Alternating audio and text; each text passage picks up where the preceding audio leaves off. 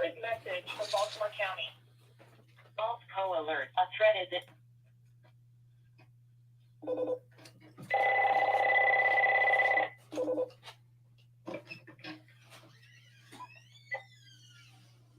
Hello? Stay tuned for an important message from Baltimore County. False co-alert. A threat is in the area of Powers Avenue. There is a heavy police presence in the area. For your safety, please shelter inside and out of sight with doors locked.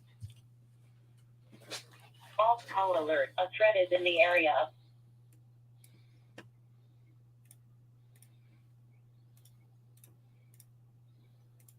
of 60 points.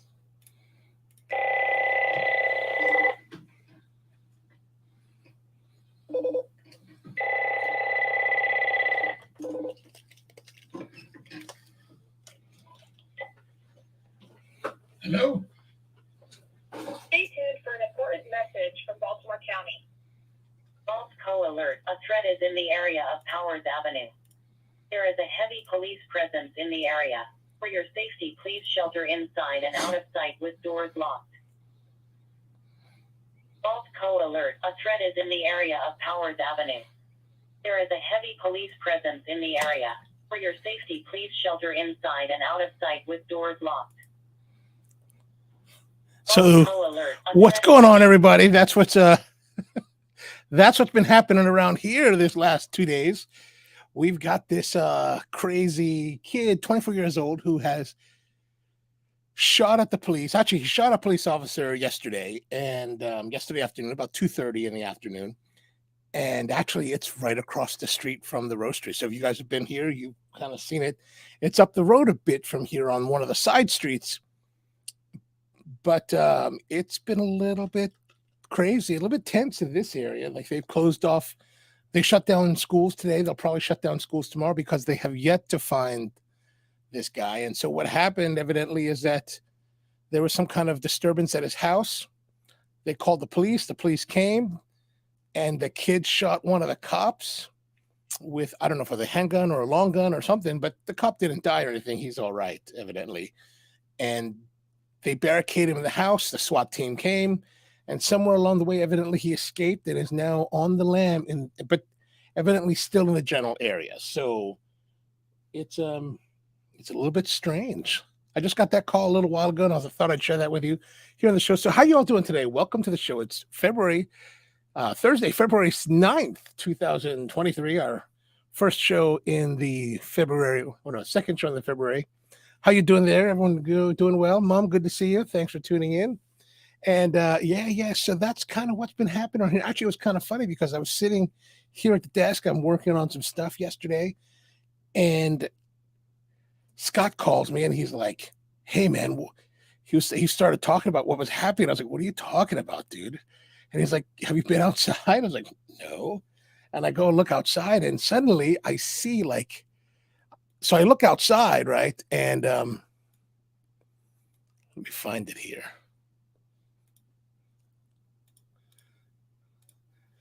I look outside, and then I find this scene across the street.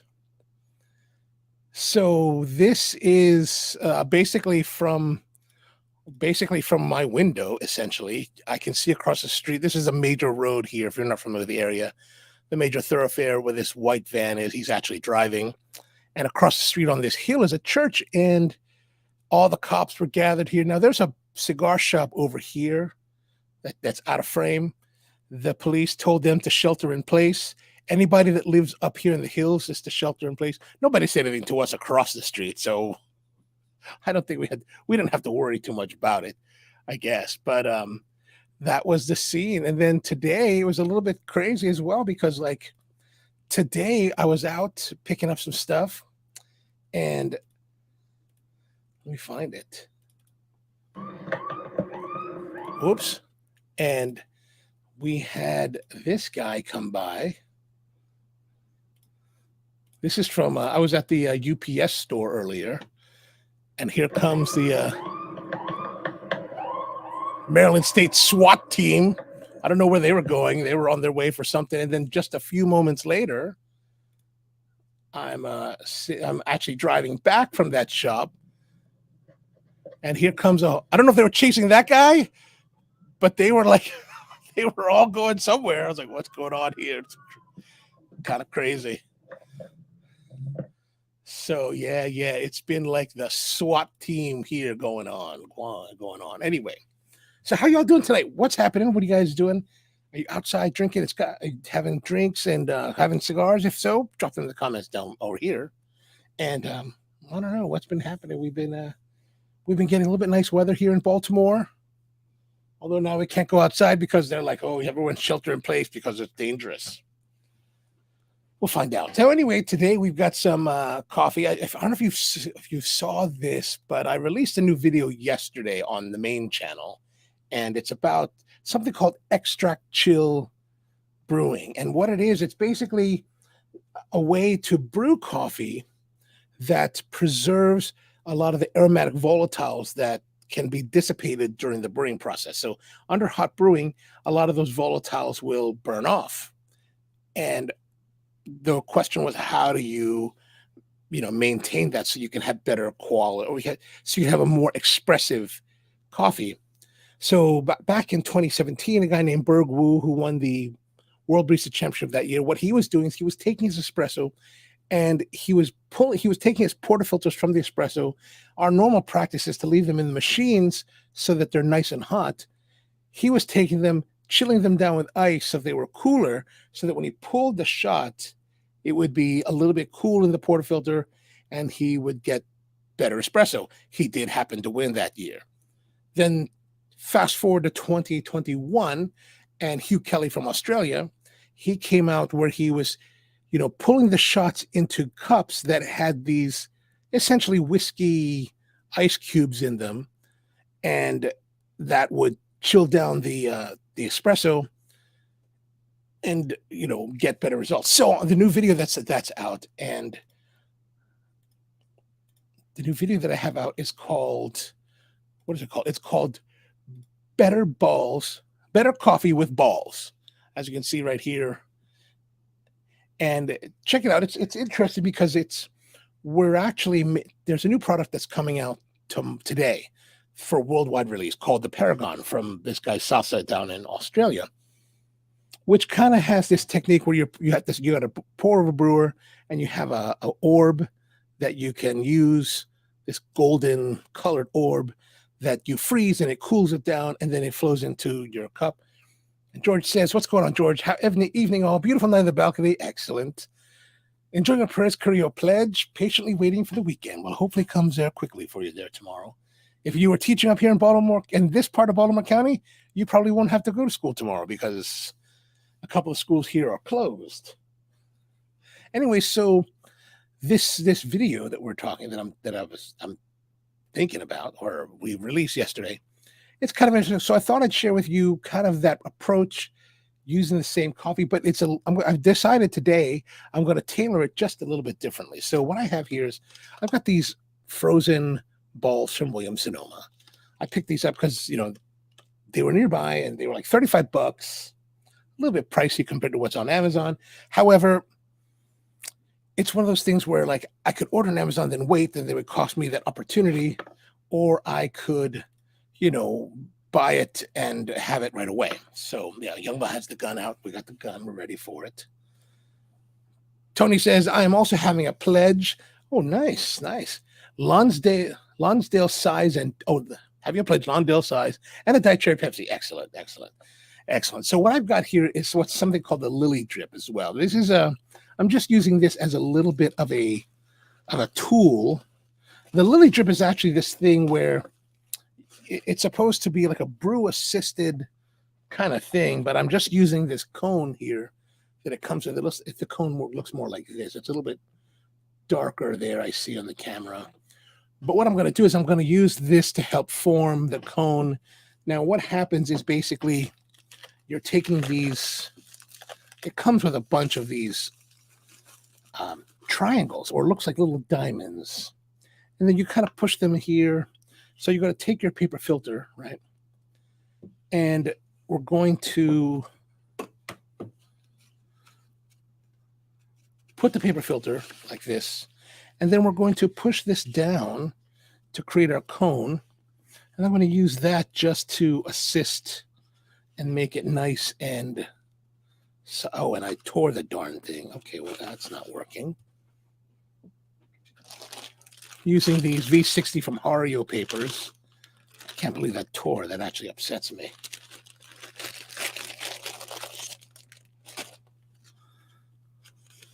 All right, we'll try that again. Oh, I think I'm supposed to do it this way.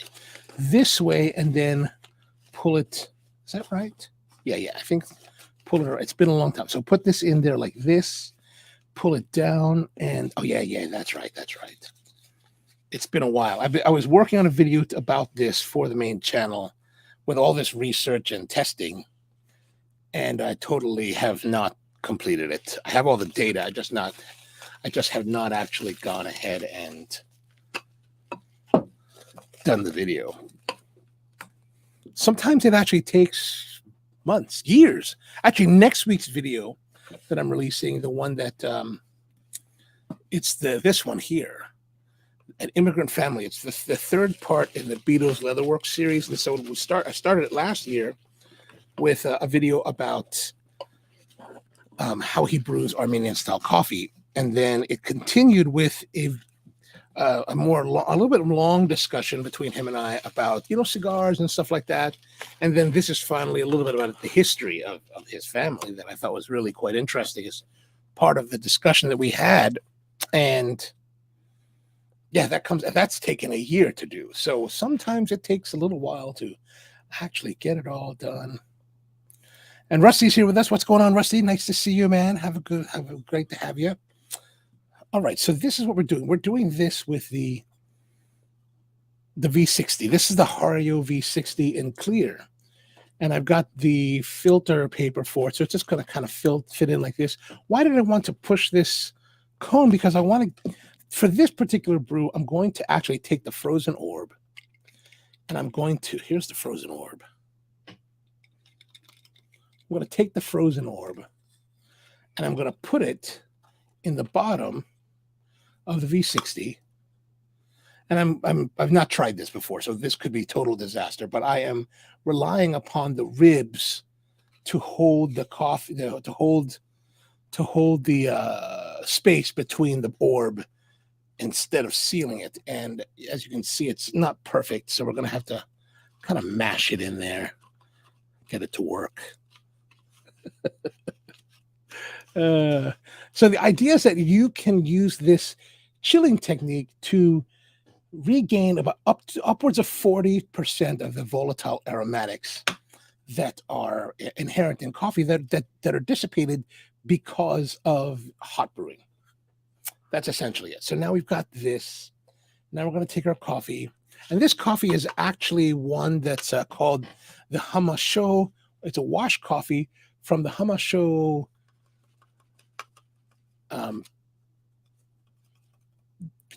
cooperative in South Central Ethiopia, and it's run by a group named Daya Benso, and they are in a place called Benso Sidama, so Sidama Benso, which is South Central Ethiopia, and it's from the Bombay Mountains. And this particular coffee comes from a friend of mine who owns a place called Gimisa Coffee in Seoul, Korea. So she's one of my good friends for a long time, dear friend, beautiful person, beautiful like talent. Like she's got great talent for coffee and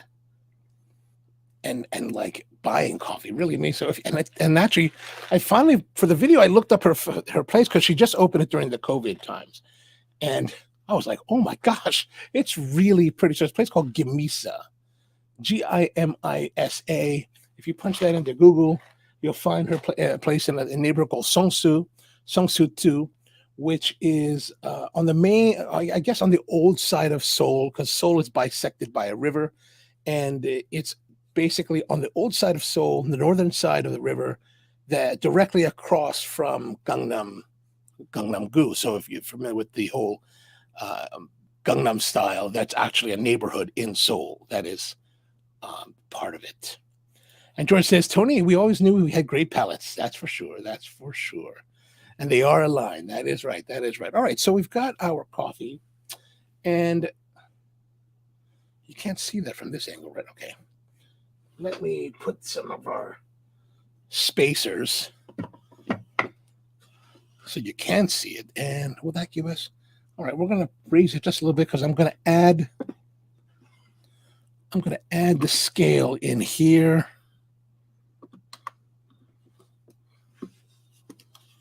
So you can see what I'm doing.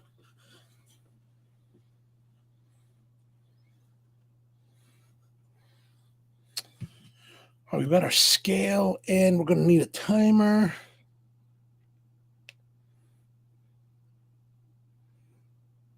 Whoops, that's not it. Okay, there's our timer. We're going to need some hot water.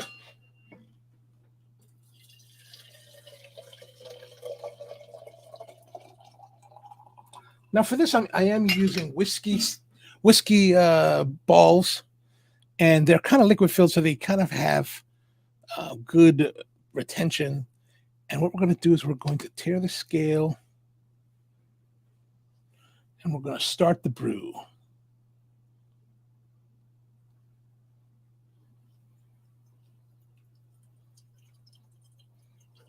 Oh, I can't really see what I'm doing.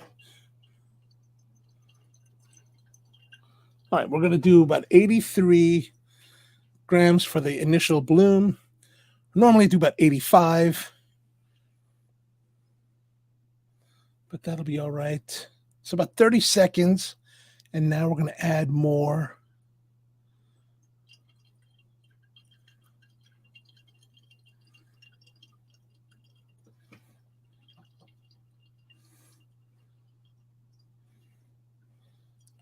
It's always a little bit. So what we're doing is we're doing 2 grams of coffee for every ounce. That's the ratio we're using. And of course, we are going to be making a 12-ounce serving. So that's going to be 350 grams of water that we're going to be adding here. And that's actually about 13 grams or a little bit more than 13 grams.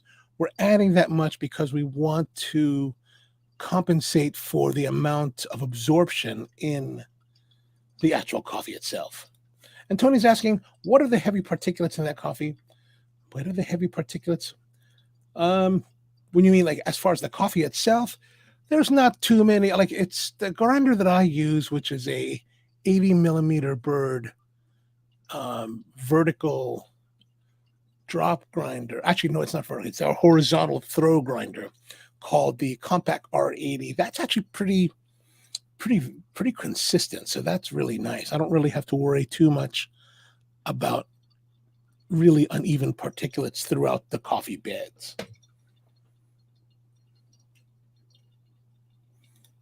If that answers, or if that wasn't what you're asking, then maybe refine that so that I can understand.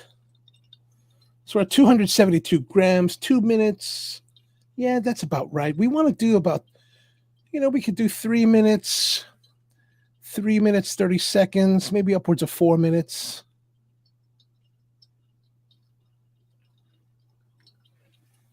$289. As you can see here, we're finally getting close to the 12. Our 12-ounce mark is there.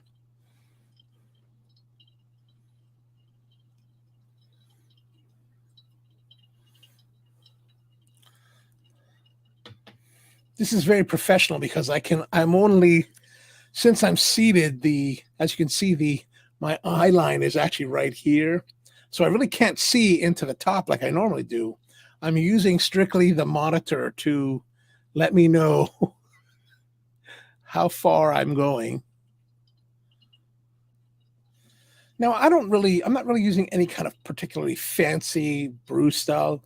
If you talk to a lot of these, if you see a lot of people online, they talk about different styles and different techniques, and they're very like, meticulous. You can see the stream is still flowing right about there. It is. Okay, so we want to make sure that the stream continues. I don't really use, I'm not, sometimes I do have recipes where it's very structured and rigid, but a lot of times I'm just doing very simple pour because I really do believe that if we can get our brew to finish in 4 minutes, so there we go, 352, that's good, then we should be pretty much on the money and having really nice, enjoyable coffee without too much fuss. And that, to me, is really the important part of it. Okay, we're rolling up to 4 minutes, and we're getting our final drips here, and just about 12 ounces, so that should be good. Oh, yeah. What are we doing there? 350, 354. Yeah. Nice. All right, 4 minutes. All right, we're going to stop there. Very good.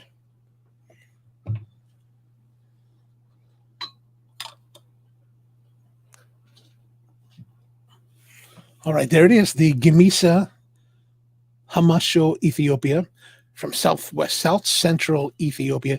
This coffee is actually interesting because it's a washed coffee that is grown. Well, so how it works there is that most farmers in Ethiopia are smallholder farmers, meaning that they're just small families that have maybe 1 acre.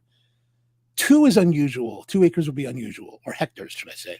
And they all come together to different washing stations where they sell their cherries and then they're processed. And this particular one, this particular part of the mountain where all these farmers come from is actually about 2,300 meters. So over 7,000, almost 7,000 feet, or I don't really think about it in thousands of feet when it comes to coffee. I think about, but 2,300 meters is really high. So what that means is that the coffee takes longer to grow.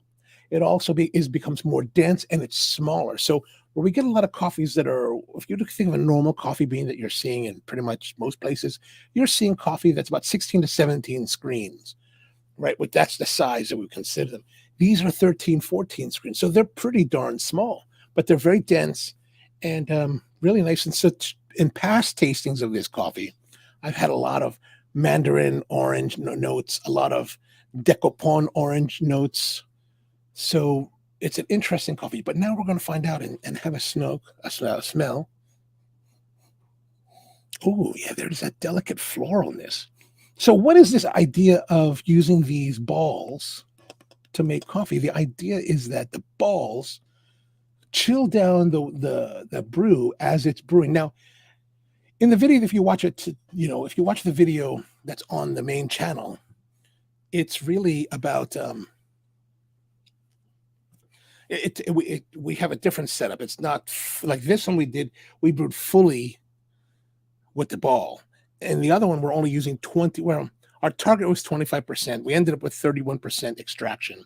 So we're only doing for the first 20 to 30% of the extraction. And so basically, if we're calculating 350 milliliters of water, then we're only going to expose the brew to the orb for about that. Yesterday, we're trying to figure out 25%, but really it turned out, 20 to 30%. So that meant that we were going to pull at 85 grams. So once we got 85 milliliters of water of the brew flowing through, we pulled the orb out. This one we did 100%. So I kind of wanted to see what is the difference between the two styles. And so, yeah, we're going to go find out. And Tony says, sorry, in the video, they look like wood chips, not ground coffee. Oh, you mean the inside the coffee bed in the brewing of the two together? That one, I guess it could be just like larger pieces. Let's have a look and see. Oh my, forgot that I have to, when I'm watching from this account, I have to watch it with advertisements. All right, let me get rid of this scale. And then we're going to taste.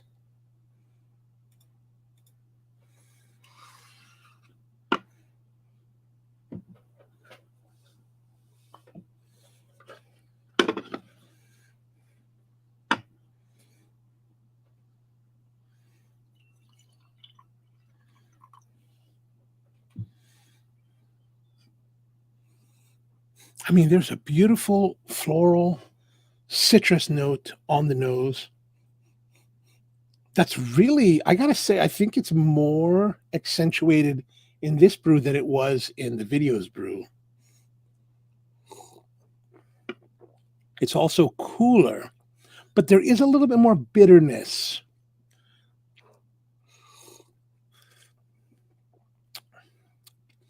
I think my initial reaction isn't as positive. So this stuff was all being researched by a guy by the name of Chahan Nuretzian, who's a doctor and a professor at the Zurich, at this university in Zurich, because it's the initials are ZHAW, so of Applied Sciences, and he works at a place called the Coffee Excellence Center, and they have been working on research about just this thing. And he was saying that there's not really too much of an advantage by going longer, but I kind of wanted to try it. Zurich University of Applied Sciences, and it's ZHAW because it's in Swiss language, which wouldn't have the same Zurich. I don't know. I don't speak Swiss, so let me go forward here to see what I'm going to look here and see, Tony, what.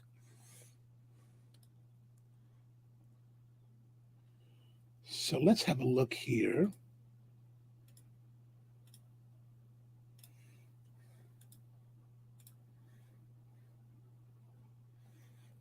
This is. Are you saying like here, Tony? This kind of looks like it's a little bit. I think that's just the way it looks on camera, but it's not necessarily uneven grounds or larger particulates. They're all kind of the same. The way it the rate it comes out under resolution, that is 1080. That is the native.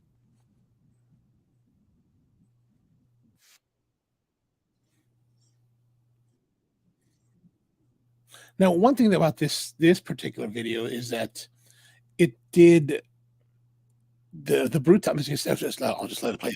If right here we're seeing that 5 minutes 15 seconds for the brew time for this one with the regular, and then the chill extraction took 6 minutes 10 seconds. These are really long brew times, and I prefer brew times about 4 minutes like this one. So you start to get more. I mean, the coffee was pretty good, even though it was longer, but you tend to get more bitter extractions when you go really long. And so these, I would say, are like 10 minutes, 6 minutes is a pretty long time. Like, I will definitely want to readjust like I did here so that it's a bit faster. Tony says, go back to the dry grounds. Where's my bread right on there? So here you'll see, so okay, I guess that's what you're saying. So here it looks coarser than this part. So the one thing about these grinders is that you're always going to have a mixture of very, very fine and very, very, well, relatively coarse. The combination of those two is what actually creates the resistance. So a lot of people will have this idea that you can sift out the fines and all that, and it makes it better. I don't think that actually works that way. What I find, and it's what here's something that I find was interesting. Is let's say you take French press, right? And let's say you French press the coffee, French press the coffee, you press it out, and then you pour it through one of these paper filters. That paper filter will typically clog because the fines are so fine that they're no longer suspended within a larger particulates within the matrix of the grounds, and they clog the filter. So while you may get some, depending on how they're sitting in the vessel that you ground them into from the grinder, some may have fines closer to the bottom and some may have fines like here closer to the top. That's what I would guess just by basically looking at these images right here. Oh, let me bring that a little bit larger for you to see. That's what I would say is could be the issue that you're asking about. But either way, it turns out that they did take longer than I would have liked. All right, good. All right, let's put this aside.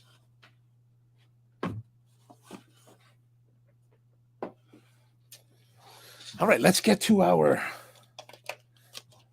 cigar of the week. Let me close this. What am I doing here?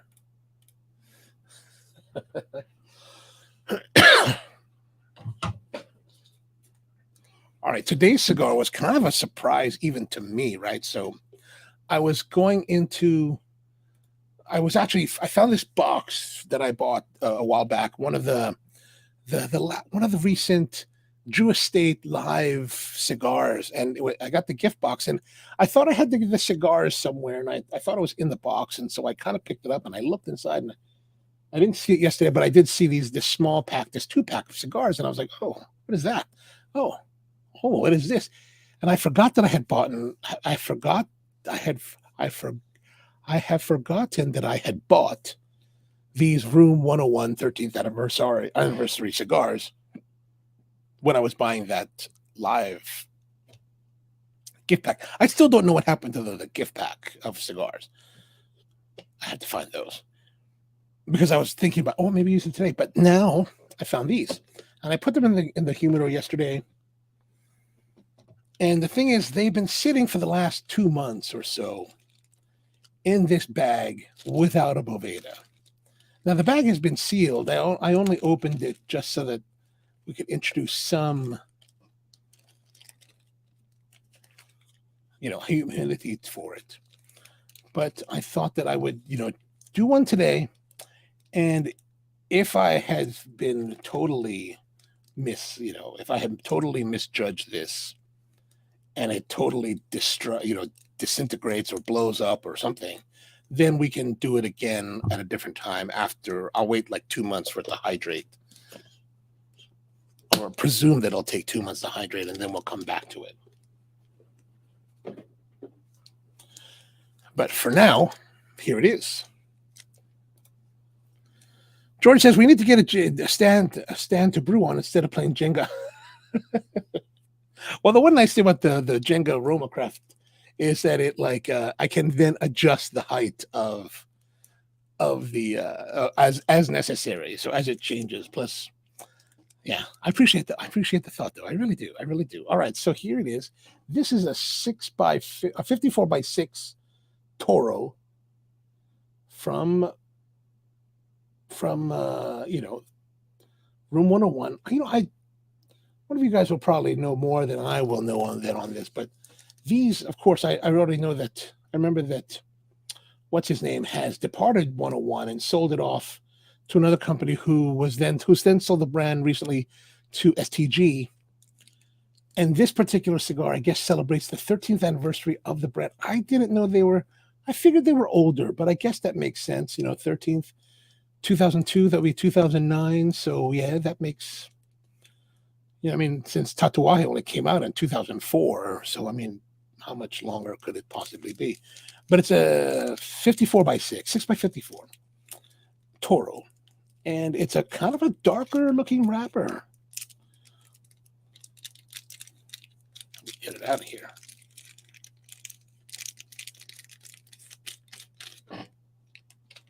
So Tony wants to know, is it still squishy? Yeah, it's still kind of squishy. It is. There is a little bit of dryness to it.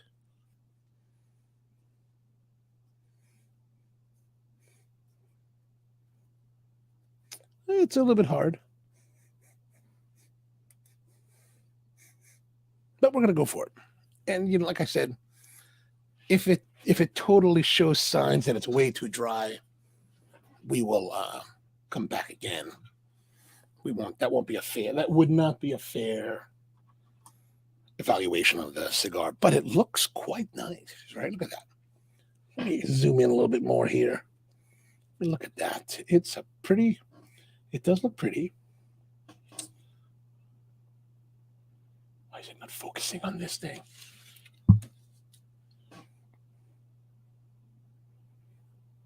Nice, really dark chocolate brown, kind of like dark roasted coffee color. It's a pretty dark looking wrapper. Yeah, 2009 to 2002. My math is good. Matt Booth, that's what it was. Matt Booth was the guy's name. All right, so let's have a look and see this. We're going to say that it's pretty on the dark end of the spectrum. It's got notes of manure, like dry manure. Pleasant. Actually, that's kind of everything about it. I guess we're going to find out with the cut.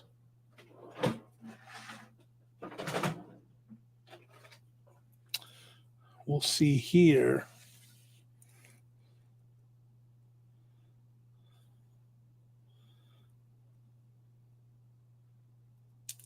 Oh no, that's not good. Oh, okay. That was let's be honest, that was a pretty crunchy cut. There are nice sweet tones on the cold draw, but it's very low. This will probably not.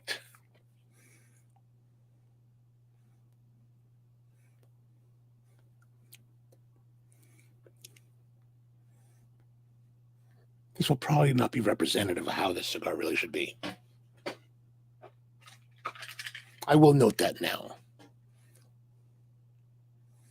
But we'll still proceed, and I'm going to probably come back to it in a couple months. All right, so let's give it a light.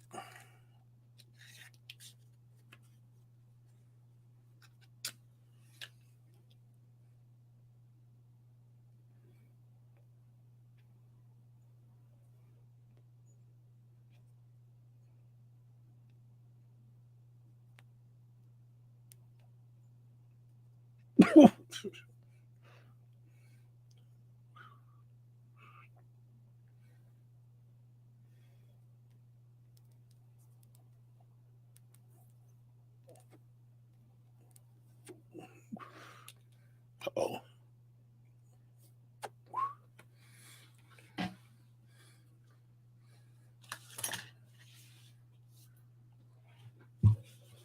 All right, the light is not bad.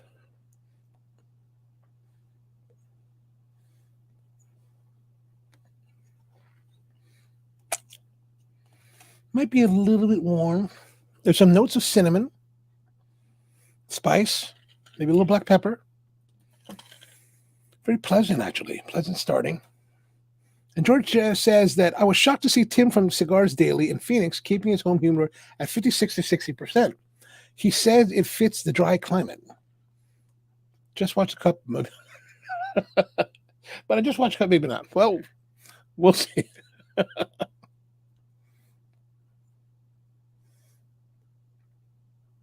There's still actually some nice flavor to the cigar. So it's not starting off terrible, and it's not cracking too much. Well, not cracking at all. It did have that crispiness, though, when I was cutting the cap. And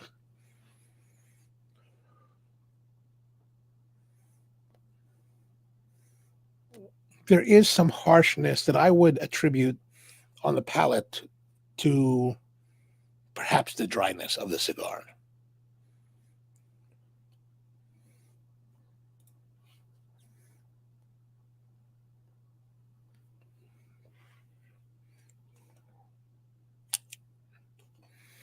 So how's everyone doing? Everything been good or tough? Or I think things here have been pretty good.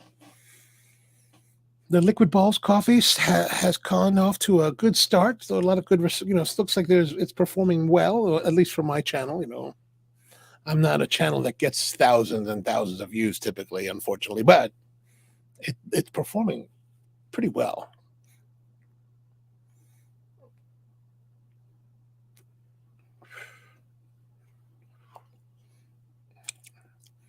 I'm still hoping for the day when YouTube does well enough that I can finally leave this life of crime.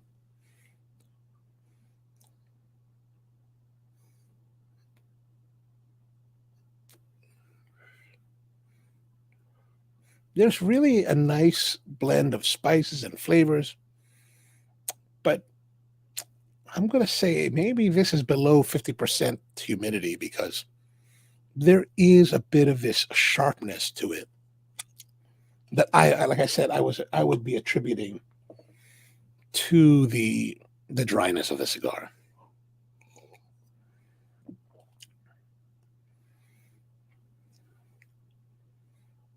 Although I do find it interesting that that you said Tim from Cigars Daily keeps it at 55 to 60%. I wonder if that's because maybe it's very difficult for him to keep the cigars at a higher humidity because Phoenix is a pretty dry place. Like I remember the times that I would go to Vegas. Vegas is a pretty dry, harsh place.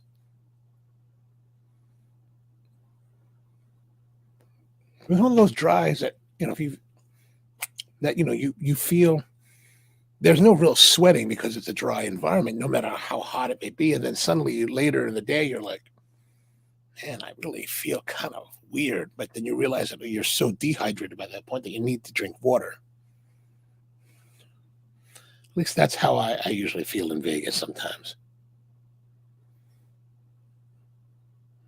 Which I will be headed to in April. Heading out there about the 15th or 16th of April. Be headed to Vegas for a couple of days, attending the National Association of Broadcasters show to see what is new in production equipment. Since I am a YouTuber now, I went to the one last year, had a great time, met some other YouTubers out there, and connected with some nice people. So I'm going to go out there for a couple of days, middle of April, and then flying from Vegas to Portland, Oregon for the big coffee trade show of the year. So I'll be doing that.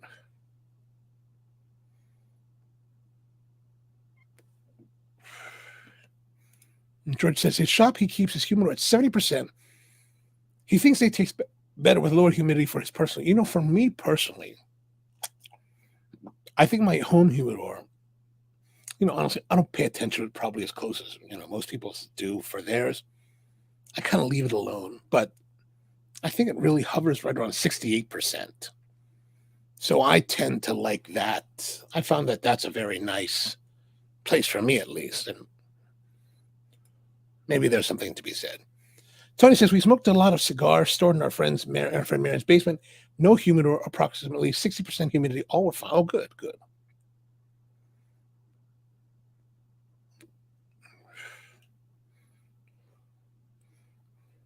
Though I must say, in times when I've had some cigars in the winter that wasn't necessarily humidified well, they got real crackly with the wrapper breaking.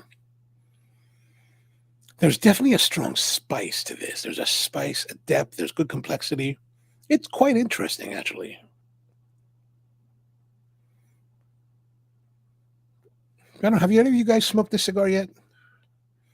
Like, I totally forgot about it. Like, after I bought it, it was in the box. I never even thought about it. I took the bag. I just kind of put it in the corner. And actually, it must have been like September when I bought it, because this came out in August. So 4 months just kind of hanging out in that bag.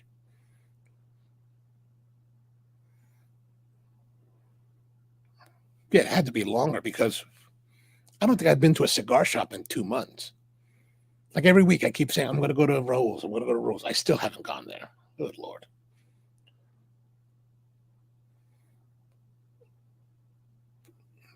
It's good though. I'm enjoying it, even though it's a little bit harsh, a little bit dry, or maybe a little bit dry. I'm enjoying it.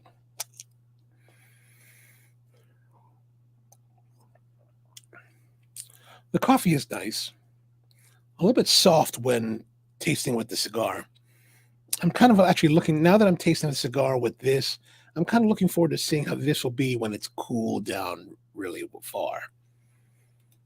Steven's here. What's going on, Steven? On the drive home from work, enjoying the excellent. Well, drive safe out there. Be careful.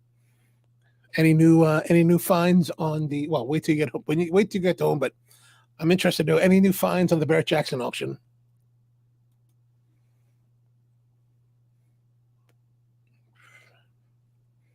I gotta say, I do appreciate you guys spending Thursdays with me. It's really great. It gives us something to do. And I enjoy sharing cigars with you guys and some coffees.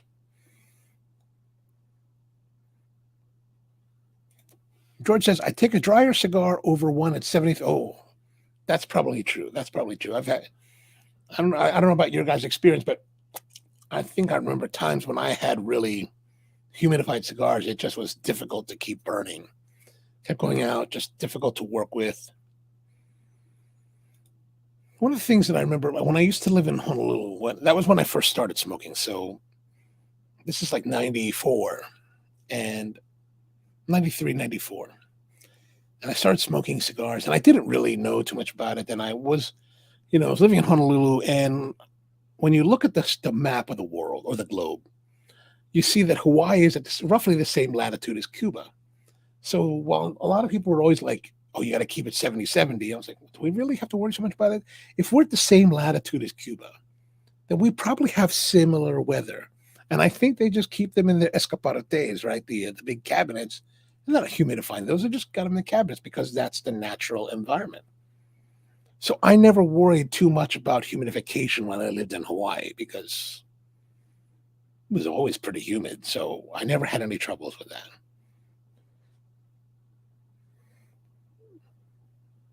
But since we don't live in Hawaii, we have to be a little bit concerned about it. Yeah, it's going well. Look at the burn too. The burn is really pretty. Like the ash is quite nice, right? Like, oh, stop that. These intelligent cameras want to zoom in on the wrong thing. Like today, I was shooting this video about Folgers coffee. And I don't know what this camera was focusing on, but it's focusing on the background. And like this camera's supposed to like focus on faces and eyes. And I was like, what is this thing doing? So I've got this whole video shot and it's like, it's kind of messed up. Like I'm trying to think of, should I just scrap it and do it again or just go with it? But I ended up, so I'm using this new microphone, right? I bought this microphone recently, used, got a great deal on it. It's made by a company called Sennheiser from Germany. The MKE 600 shotgun microphone. It's a great microphone. But here's the thing. So you always think that shotgun microphones can be done from a long distance. That's really not true. Shotgun microphones really are just directional, where these cardioid microphones are a little bit wider pattern, right? The shotgun microphones are more directed with more cancellation on the sides, right? So like, for example, if I'm talking in here, if I move my way around, the way that my voice sounds to the microphone is changing, right? So it changes as I turn and speak differently to it. Now, this shotgun microphone actually has a much tighter pattern. So you're getting a lot more cancellation or rejection on the sides than this one does, because this one's designed for studios like we're using here. Hi, Brian's with us. What's going on, Brian? Welcome to the show. How you doing tonight? What are you smoking? Where are you smoking? And your brother's on the way home. He's listening to the show in his vehicle, heading back from work. And he says hello. But this microphone, and so the microphone, the Sennheiser, is really a great mic. It's not as, the industry standard for motion picture production is called the Sennheiser MK416, which is truly the Rolls Royce or Ferrari of shotgun microphones. This one is not that fine, right? It's a great microphone. It's just not the 416. But there are some advantages, right? So this particular microphone will either accept phantom power, which means that your whatever system you're connected to will send power downline into the microphone to power it, or this one you can actually put a battery and power it that way. Brian's had the VSG special. Oh, was this one of the pineapple cold draw ones? I don't know if you guys know this, but Brian really is kind of like a savant of VSGs. He told me his secret one day that he would take a cigar, a VSG. I hope you don't mind me revealing this, Brian, but he would take the cigar, he'd be at the shop, he'd see them all, a new shipment or whatever, smoke one. He was telling me one year, he was like, if it has the taste of pineapple in the cold draw, then chances are this is going to be a great example.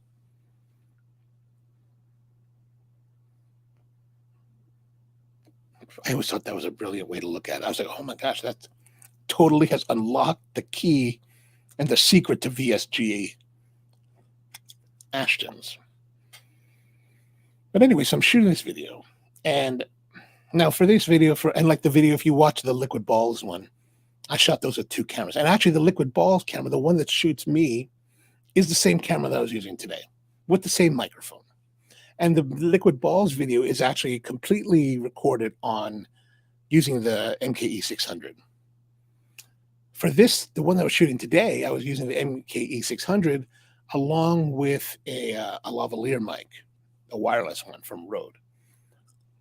Because honestly, when I listen to the audio of the liquid balls, I'm not perfectly happy with it. Like, it doesn't have the rich tonality that I'm looking for. Like here, depending on what you're listening to, there is a deeper tonality to my voice because of this microphone. This is the Electro Voice RA20, designed for studio broadcast. And it's to me, the liquid balls is a bit tinny. And why is that? Because it's a shotgun microphone that is actually probably pushing 6 feet from my mouth. Now, typically in motion picture production, when you're flying the shotgun microphones, you always think that, oh, I can shoot the shotgun microphone from far. And you can. Like, if I was to be back here, all the way back here, and I was shooting the microphone, let's say the camera lens is your face, your mouth, right? And I was shooting it, it would still get your voice without too much interference from the sides, but it would be, you would hear the distance between the microphone and the person. How you solve this in motion picture production and most other productions, that you want to fly the microphone above the head. So for example, if this, as you can see in this frame, right? If you're booming the mic, you're actually going to place it right there, just out of frame, which is really less than 2 feet from my mouth. And you're going to shoot it to this area because that's where you get most of the resonance of your voice. And that's when that really gives that richness. But because it's further away, it's like 5 feet, maybe 6 feet away, it's a lot tinny.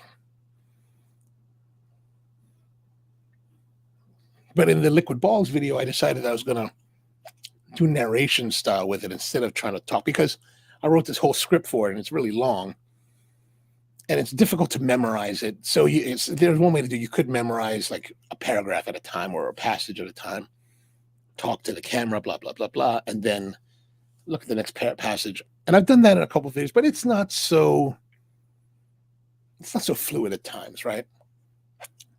Some of the videos I've done, like this one there's a series called the Understanding the WBC, where I'm talking to the camera and I'm really talking a lot.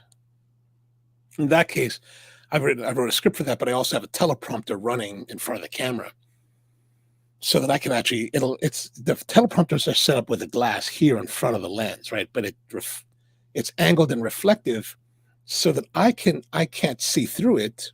I can just see the words being projected on it, but the camera only sees me, right? And that allows me to talk. And it's widely used. The president used it at the speech. Newscasters use it all the time. It's in front of their cameras. But that's a great way to do it. But if you put it to the side, then people will, you'll notice. Like, so if I was talking, if I was reading, if I had a script here, and I was reading it, and even though I'm reading, even if I put the script like right there, if I was reading it there, it looks off, right? Like, it looks strange. Like, I'm not really looking at you. I'm just kind of talking towards you, right? So it's kind of strange like that. So anyway, so I shot this whole video and I ran these lavalier mics, which were running into the secondary camera. That's the overhead camera. The overhead camera is recording that. But the nice thing about these lavaliers is that the actual transmitters record as well. So you've got a redundancy. Well, that turned out really well, because I remember I told you the MKE 600s were battery powered. It's great because you got multiple ways of powering your microphone. The battery worked great. The camera that I'm running, the A cam, is what's called the Canon M50. It does not supply phantom power, so you must rely upon the battery. The battery I replaced yesterday, so it's perfectly fresh. But all that doesn't matter if I don't turn the switch on that powers the microphone. And that's exactly what I did. So there's this whole long video, 35 minutes of me talking on the A camera with no sound whatsoever. I was like, oh God, I can't believe I did that.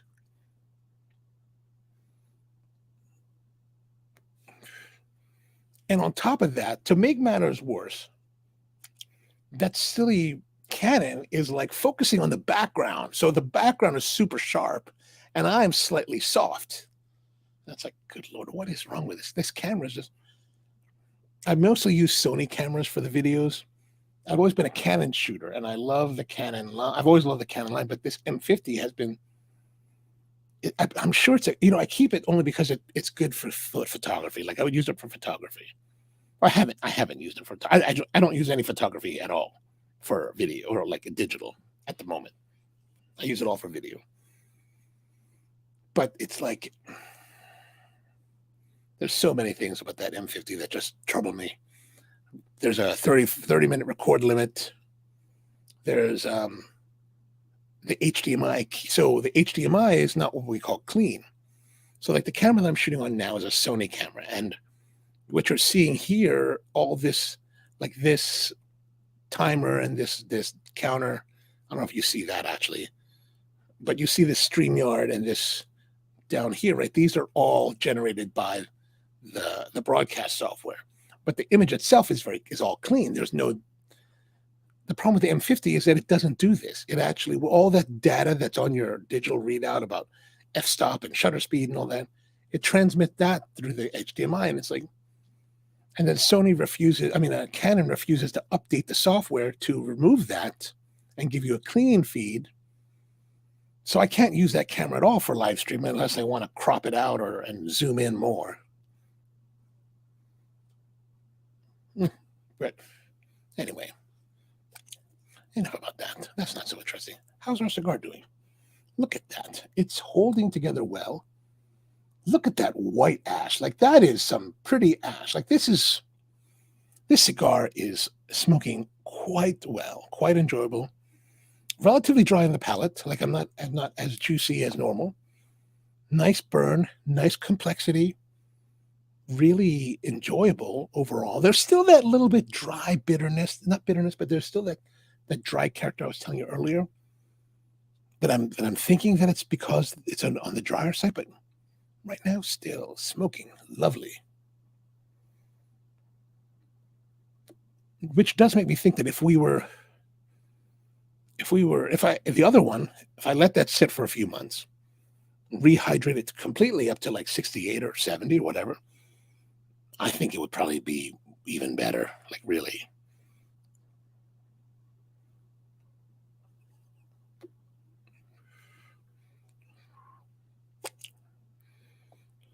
Like this is quite enjoyable.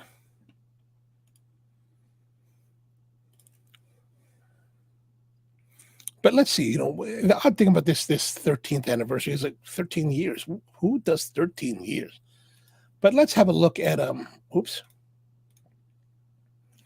Let's see if I can pull this up. Here we go. This is the website from Room 101. This is their 13th anniversary. Let's see what it's about. It's made for STG by AJ Fernandez. What is this? Payback, Farce, Doomsayer, Namakubi here, 13th anniversary, sizes, tour. And, well, you don't tell us anything. So much for those guys. Let's go to our friends here, Patrick Legrade and his November 2022 review of the cigar on Half Wheel.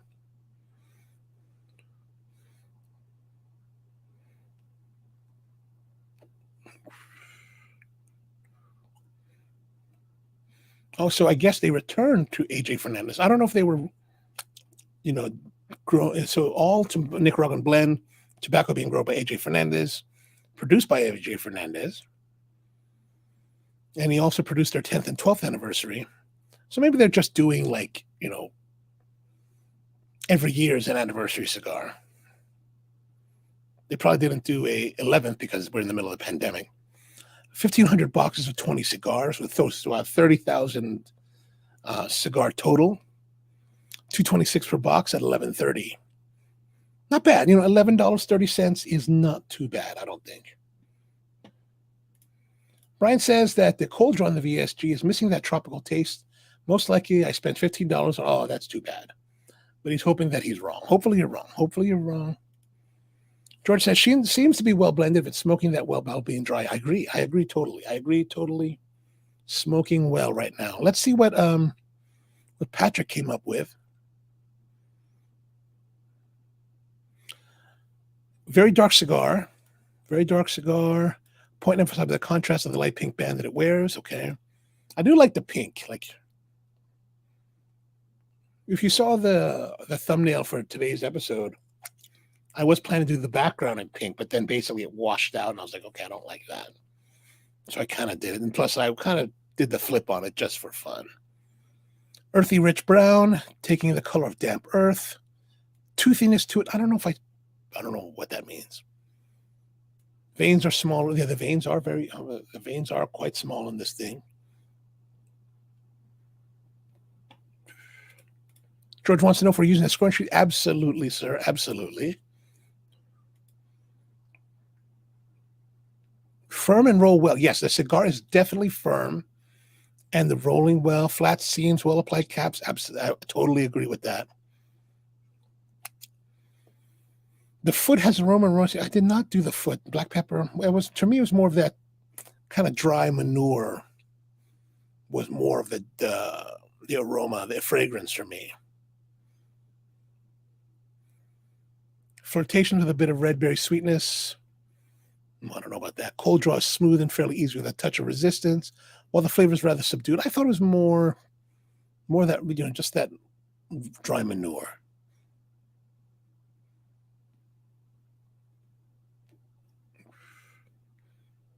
He says very light expression, root beer or chocolate.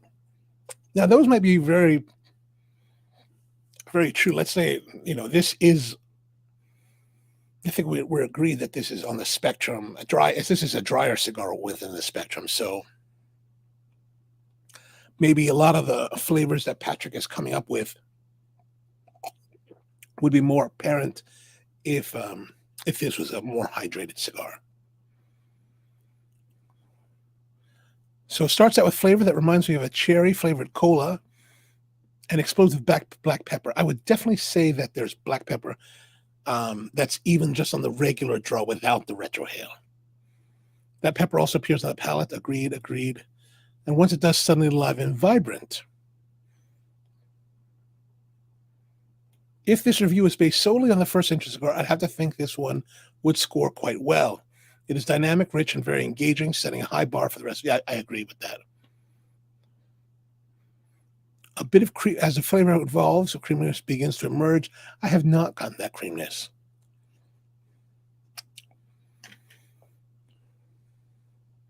What doesn't change are the retrohales, which are still quite peppery and nose tingling.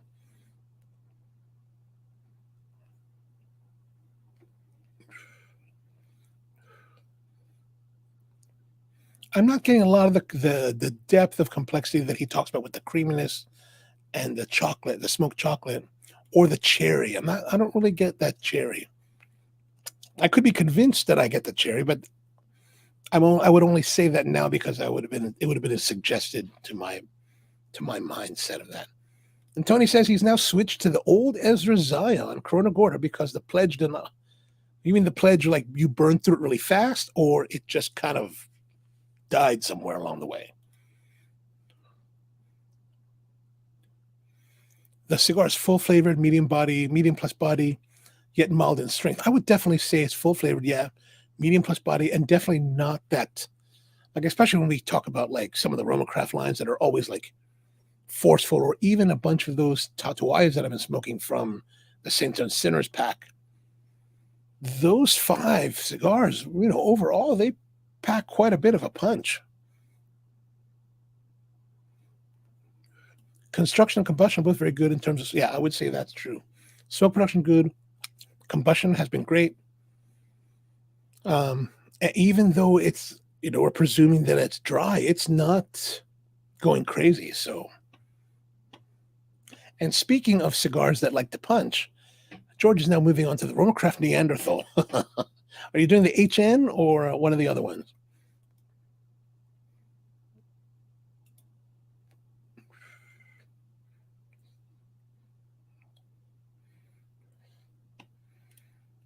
Tony says it's a lightly box press, so a less resistance. I like that. Yeah, the box press, I really enjoy that. I wondered how this would have turned out as a box press Toro. Speaking of box press Toros, it just kind of reminds me of the PDR, the Series Privada 1975 in the Maduro wrapper. Oh, it's such a good cigar, that one. Or at least the old, I don't know, I don't recall how the newer one was. I don't remember being disappointed with the newer version of it, but the old version I was really a big fan of.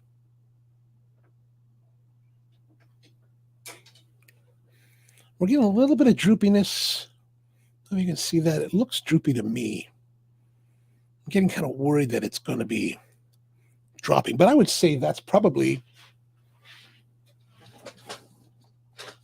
I need to grab the,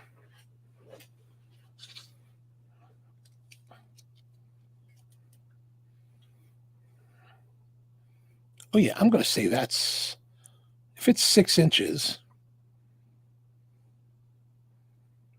that's not 6 inches. What? It's more like 5.5. So I'm going to say that's definitely the first third. George says the big one with a tapered foot. Yes. I think that is the HN. That I had that though. Hang on to your seats there, George. It's going to be a hell of a ride. But I would say we're definitely through the first third now.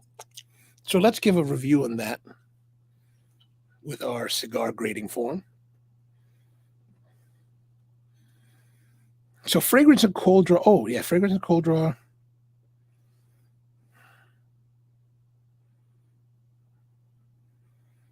You know, the fragrance was pretty good, medium. Cold draw. Yeah, a little bit medium. I'm going to say it was good. It was very good. Very good. And then now we're going to the flavor here.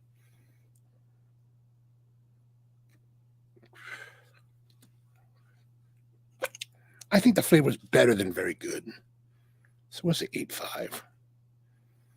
Now, the heaviness, intensity of the body, you know, we're really more of a medium.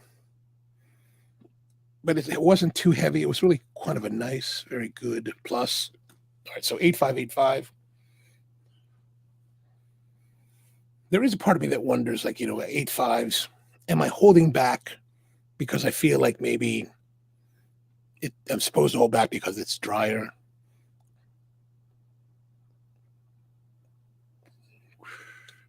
Oh, darn it. There goes the ash.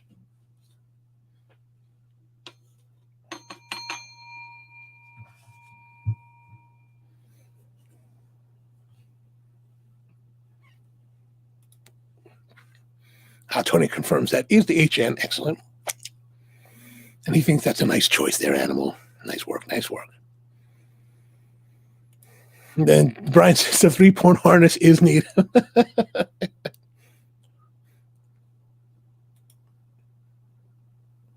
By the way, Brian, is that Captain Kirk? Who is that on your avatar there?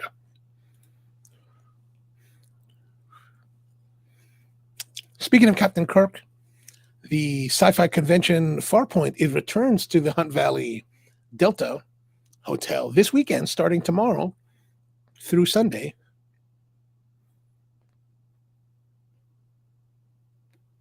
I'm going to go stop by there at some point over the weekend, maybe tomorrow. Although I might have a friend coming into town on Saturday, so I'm not sure. Bert Kreischer. Oh, Bert Kreischer.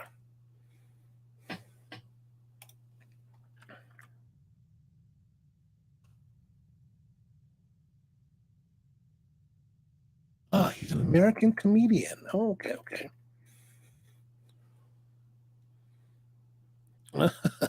Okay, good. I'm not familiar with him, to be honest with you.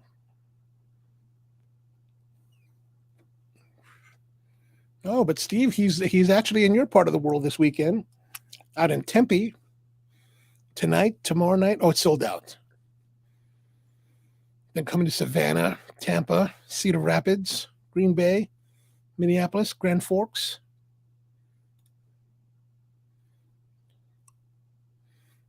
Oh, that's Maria on the trampoline.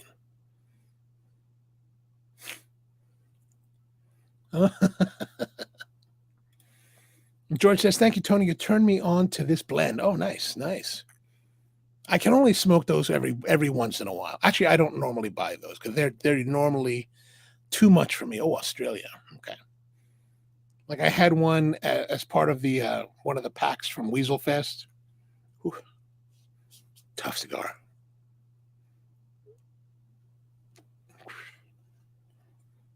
Some of those aromas, man. You know, Skip with his Manbacco thing. Ooh, they're tough, man. They're like that 2018 craft cigar that came out with the steel sleeve on the box. I remember that first came. Now, a few years later, it's a lot more for me. It's a lot more enjoyable. But that first box, that first year, oh my gosh, that thing was like pounding me in the face. Like it was so bad that it was so rough on me that as I would be sitting there exhaling, I would actually try to bend over to avoid the smoke because it was just so much power. So much respect if you enjoy those cigars. Still consistent smoking right now. It's a little bit heavier, and I think that's just because it's building, but smoking super well.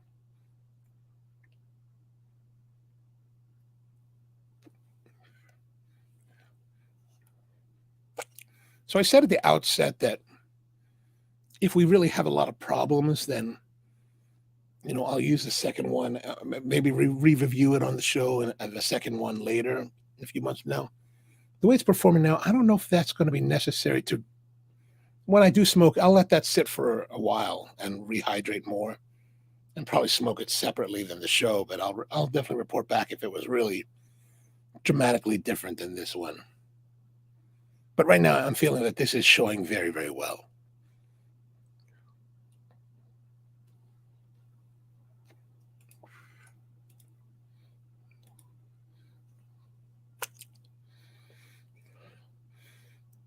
Another review that I found online was this one from on the Reddits from R Cigars.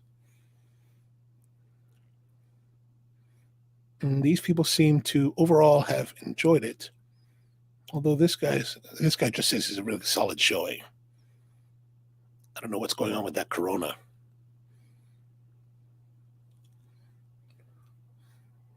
Like this guy here, Grizzly Bear, says cocoa, earth, leather. Yeah, I would say that black pepper for sure.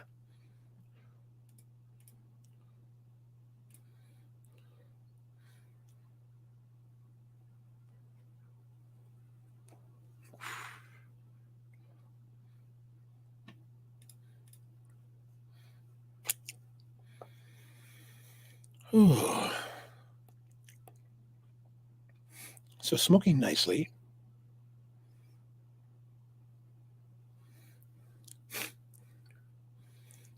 So as I was telling you guys earlier, we've had this whole manhunt going on here in northern Baltimore County. Oops.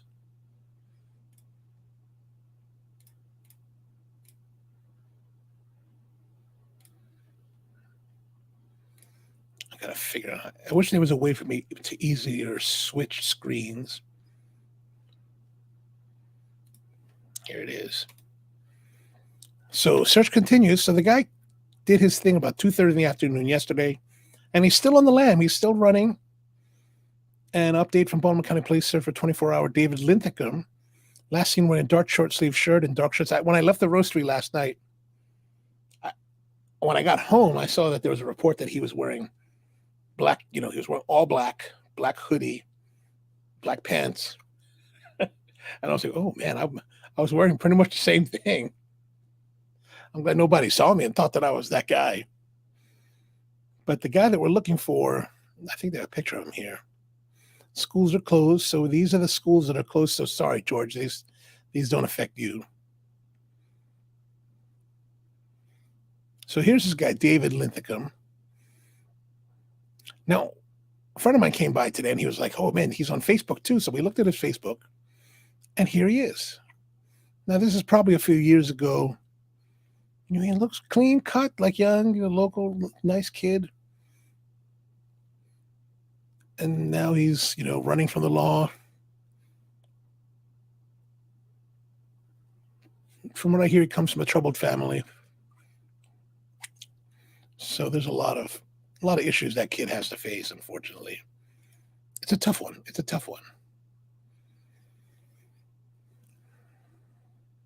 I don't know if you guys watched the State of the Union. I think that was last night.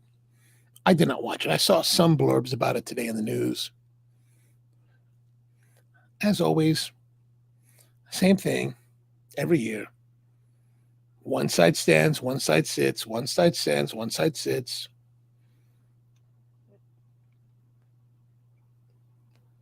With this kind of stubborn divisiveness, makes you wonder how we will ever find a way to come together as a people, as a nation. At least it makes me wonder about that. I don't know about everybody else, but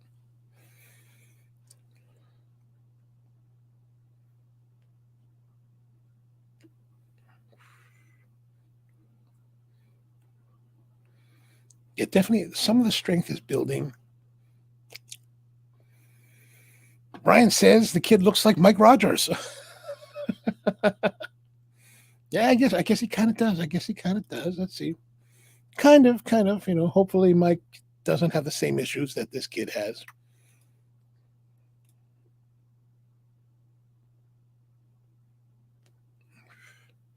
But it certainly has been an interesting 24 hours in this respect.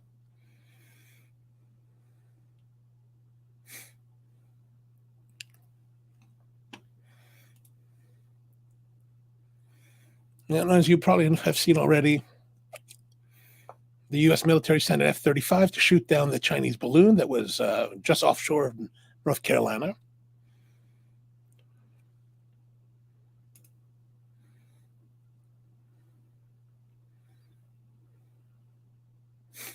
And the CNN's reporting that they found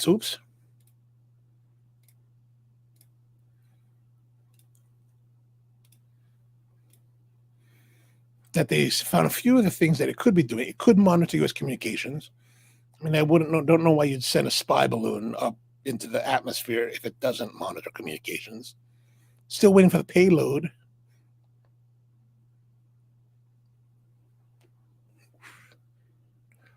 I wonder, though, if you shot it down over the water, if crashing the instruments into the water would be less severe than crashing it into the ground. Anything else here?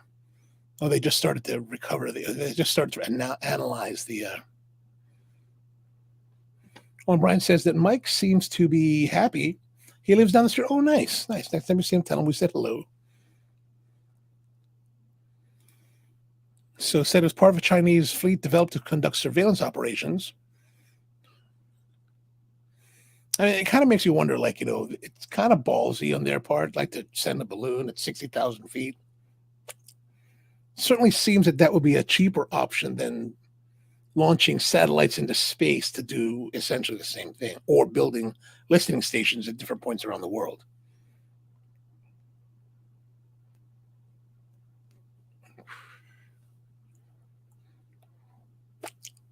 We may see now a balloon race. We send balloons to them, they send balloons to us. Where would we launch a balloon from? So, if we were to look at the world, let's see.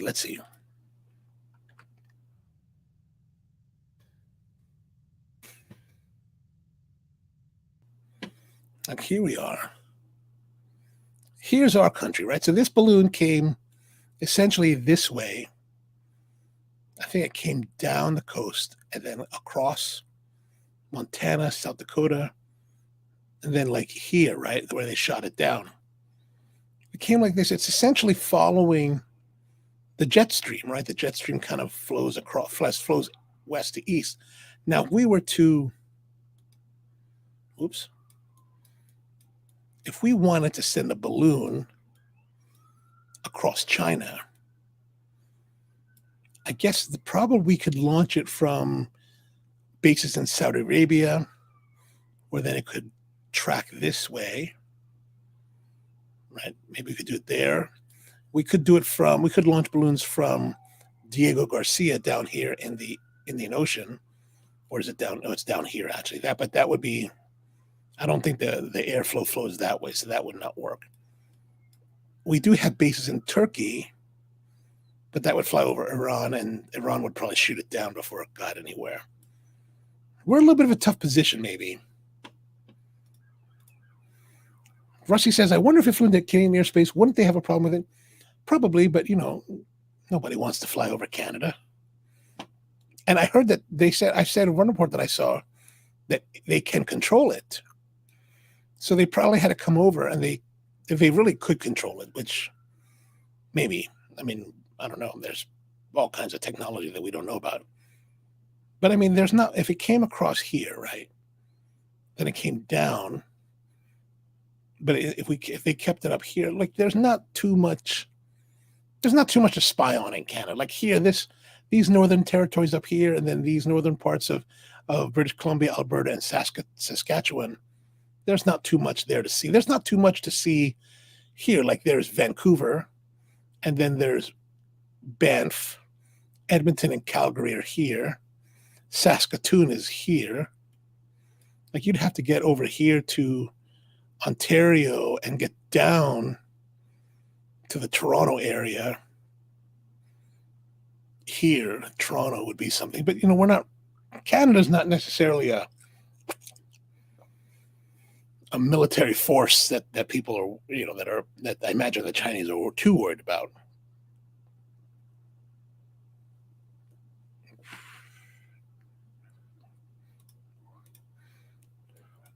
But if we were to launch our own, I would say Saudi or Turkey, maybe one of the bases somewhere here in Europe, but there's a long way to go before it would hit China. And Beijing is what, here, I think? Beijing is way to the north. So if this is Beijing here, I don't think there's a way really for us to fly. And there probably would be. I don't know. Who am I? I don't know military stuff. But we're getting through the second third. Right.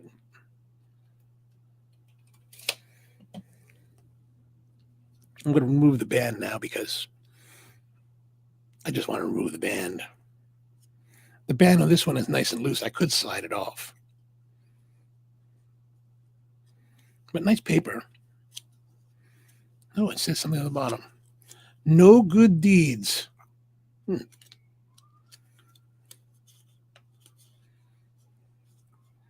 And it's actually, I think, no good deeds. That sounds like an interesting commentary, especially for a brand that was started by a former Marine.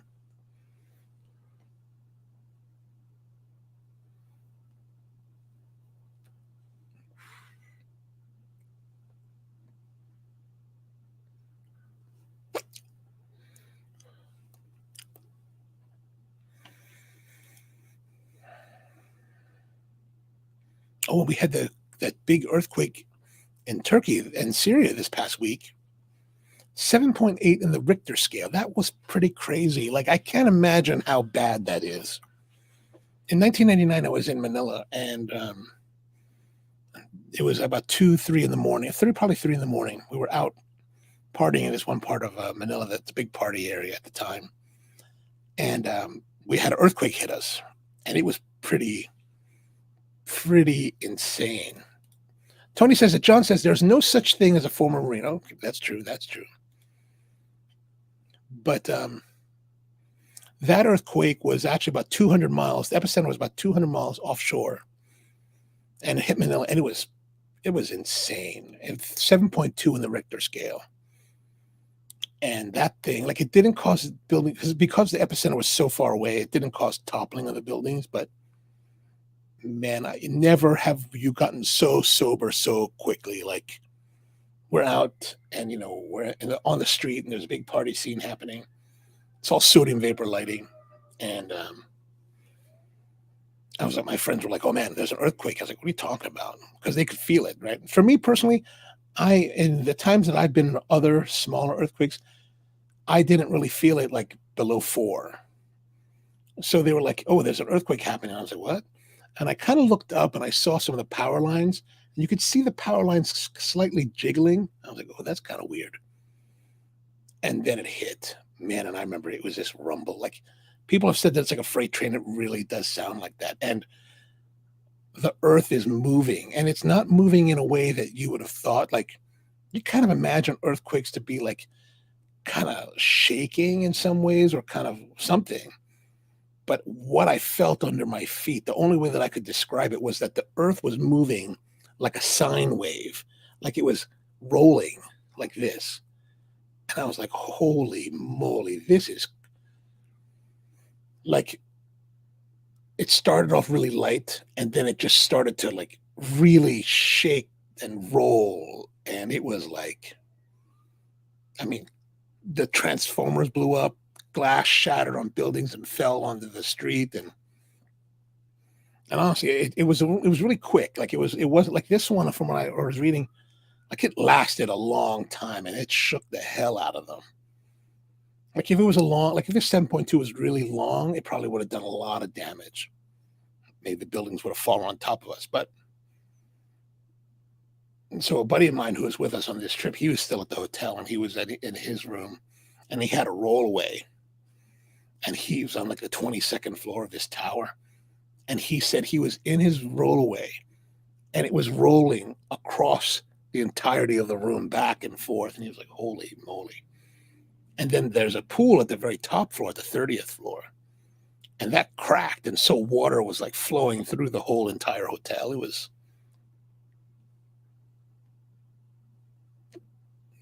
craziness.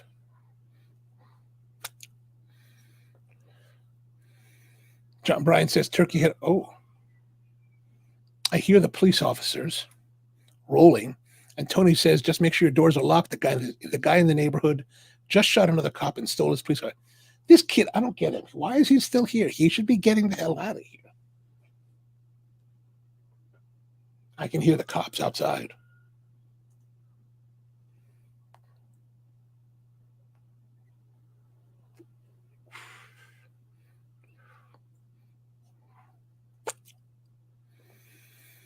Times like this is when you think maybe I should have gotten that carry and wear and carry or whatever they call it permit.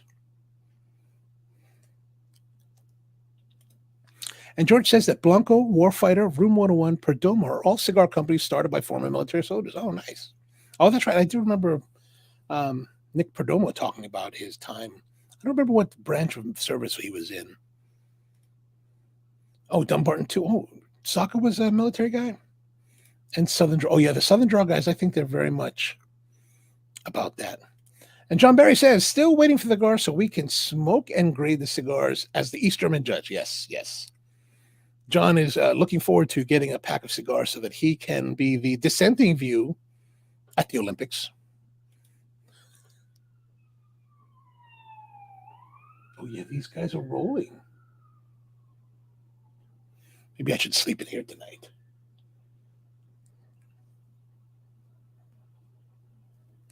So he stole the guy's car.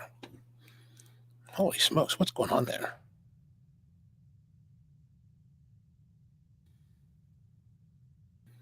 Let's see what they're saying here. This is WBAL. New shelter-in-place order issued for Powers Air Avenue residents in Cockeysville. Oh, man. What in the world? Sorry about that. This is February 9th, 6:55. Oh, that was just about 2 hours ago. Baltimore County Police blocking off Sherwood Road. And that's just really literally across the street from where I am at the moment. Oh, that's kind of strange. This is the humidor right here. The humidor cigar shop's right there. Oh, this is still updated 6:45. Let's see, WJZ.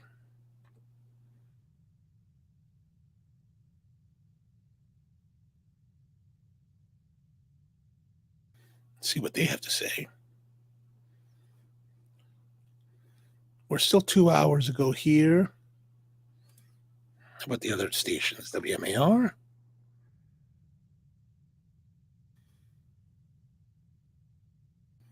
Manhunt continues. Updated at 5:30. Okay, so still. Goodness, where did you hear that, Tony?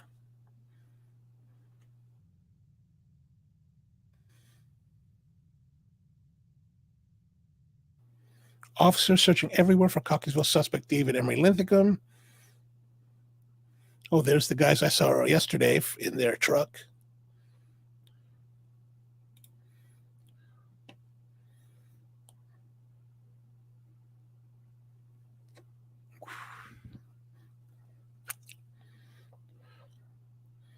Baltimore County Police getting help from other agencies. SWAT teams swarm the area. I wonder how many guys that are out there searching on their own vigilante style. Okay, nothing yet. Okay. And John says that he's thinking that the Filipino judge is biased. Yes, absolutely biased. There's always bias. George Shem says that Saka and Perdomo were in the Navy. Oh, okay. I always thought the Navy would be cool. If I was to get into the military service, I kind of thought that I would like to be Navy. I think their white uniforms were the best looking of them all. But I kind of like the idea of the Air Force lifestyle because everyone when we were young, everyone that I knew, they were like, "Oh, the Air Force is really like kind of like civilian life," and I was like, "Maybe that's where I should be." But to me, the Navy was cooler. I was like, "That's cool. That's cool." But I spent 8 years in military school, so I was like, I've done 2 tours of service. I'm all right now. Stevens got home and he says the 2019 Ford GT Carbon Fiber Edition broke the $1 billion mark January 28th, whereas John Mayer sold for $510,000. Holy mother of goodness. $1 billion for the car? Who can pay for this?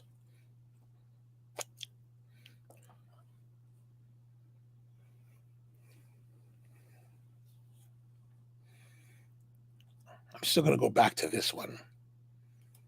The guy is in the neighborhood and shot another cop and stole his police car. Good Lord, this guy is committed.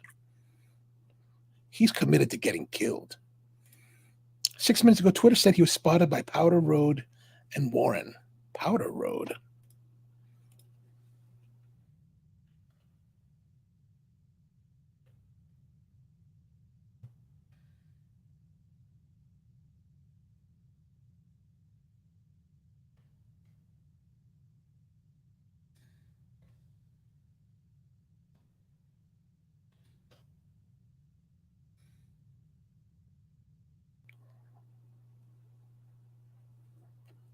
I don't know where the Powder Road is.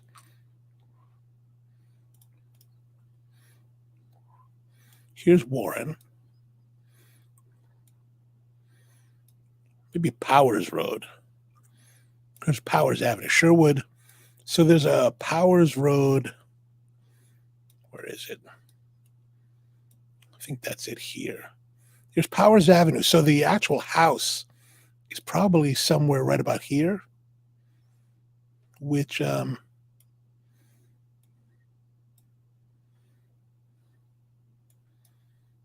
show you where that is, that's right by here. I'm right here.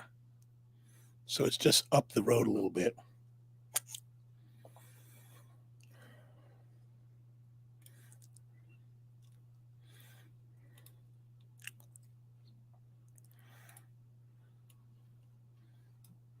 Oh, here we are.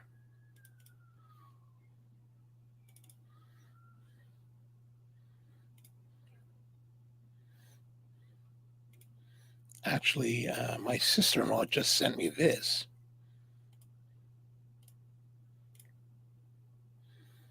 Signal 13, shots fired, officer down, suspect shot police detective and took his police car. Holy smokes. MSP Trooper 1 en route for flyout to Warren Rape. Suspect is in police vehicle, black Dodge Ram. Holy mother of goodness. All right, that's craziness.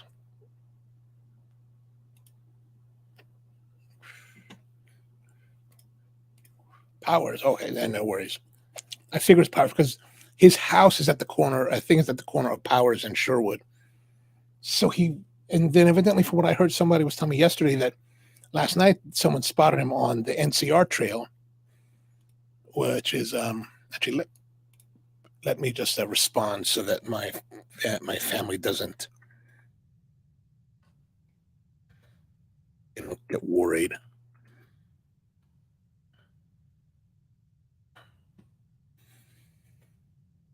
George says that's why he's in education, not already. Yeah, definitely. Steve says now copters there. The copter has not. I don't hear it. I've been hearing copters all day.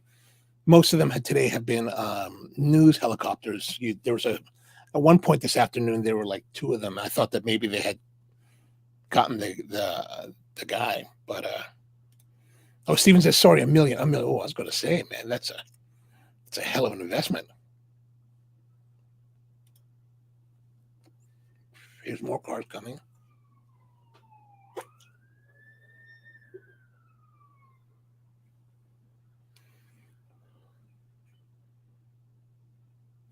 Maybe I should switch to the phone and get on the road and do the live stream from there.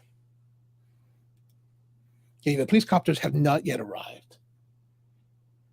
Normally, you can hear. It's not a soundproof place, so I can kind of hear it. George says you may want to light up in a cigar and do an extended. That could be.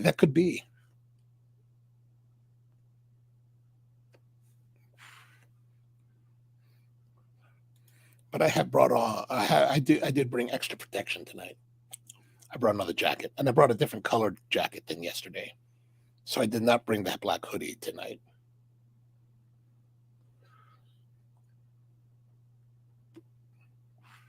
The interesting thing is that as I was going around today, when I came to work in the morning, and as I did my errands, I went to the grocery store and went to the UPS store, went to the pit beef place. Life here was pretty much normal. People just walking around, milling about, doing their normal thing. Like you wouldn't have thought that there's actually some shooter on the loose. Ashland Cafe across the street was normally busy. Tony said he's on 695 past Liberty Road, according to Scott. Oh. Well, I don't know where those guys are going. They're going north. Or maybe they're attending to the cop.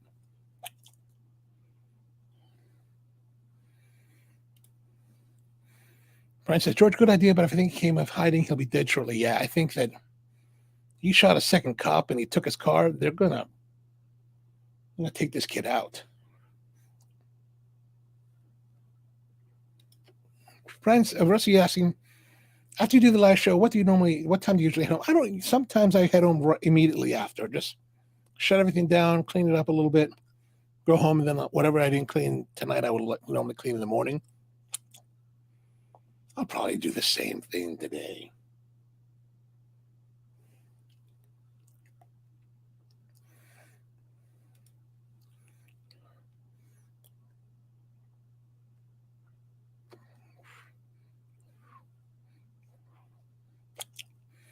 They said somewhere that on one of there's this, like I showed you from that post, there's an area Facebook page where they've been talking a lot about what's been going on, and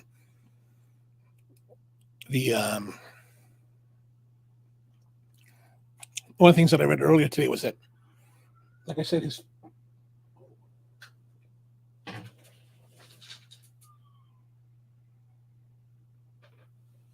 man, these guys are all over the place. There are cops everywhere.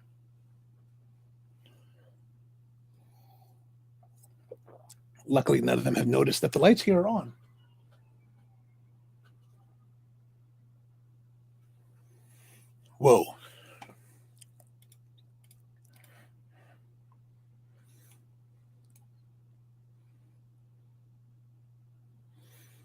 All right, so here's something more from my sister-in-law who's sending me other.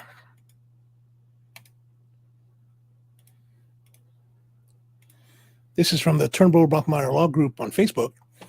Take cover, 2 rifles in vehicles that the car was jacked, Bladged Ram on Falston Road, Harford County. Oh, he's in Harford County now.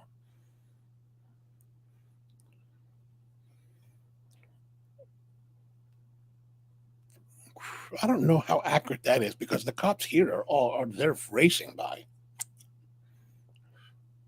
And Harford County is a long way from here.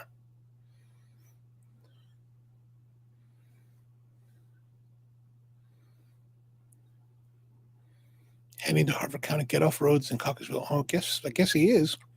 Debris coming off the car. Oh, this is crazy. I wonder if we have anything here, what they're saying here. He's back at his house. Well, God, I went home. Don't know why he went back home.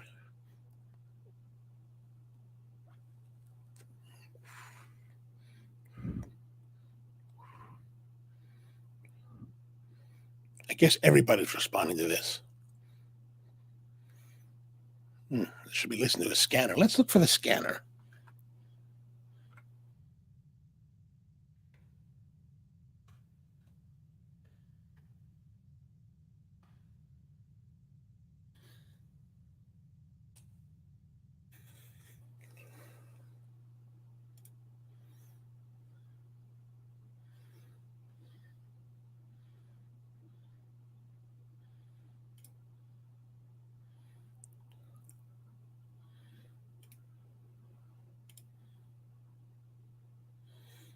Let's see what it says.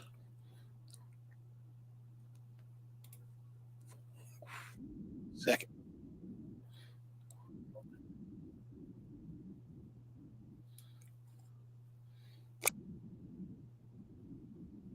Oh, okay, he's far away.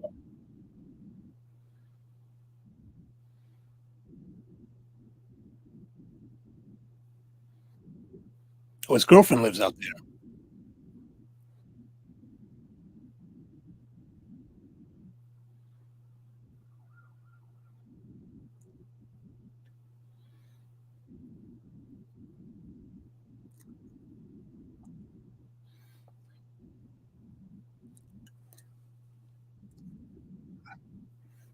Is this the one you're talking about, Brian?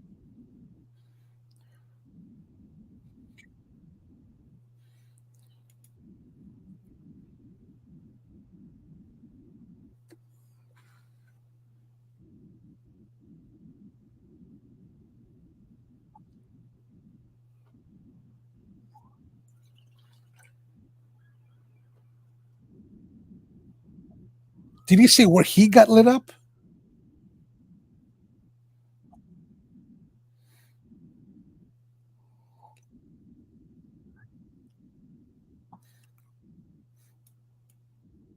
Now, I heard that this guy was also a deer hunter, so he probably understood how to survive in the woods.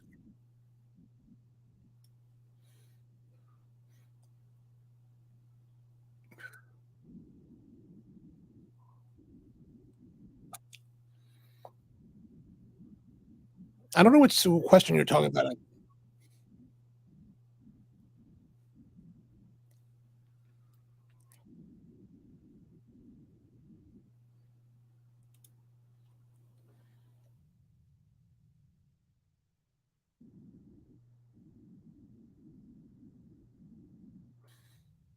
Stratford Road said here. Can you hear the audio?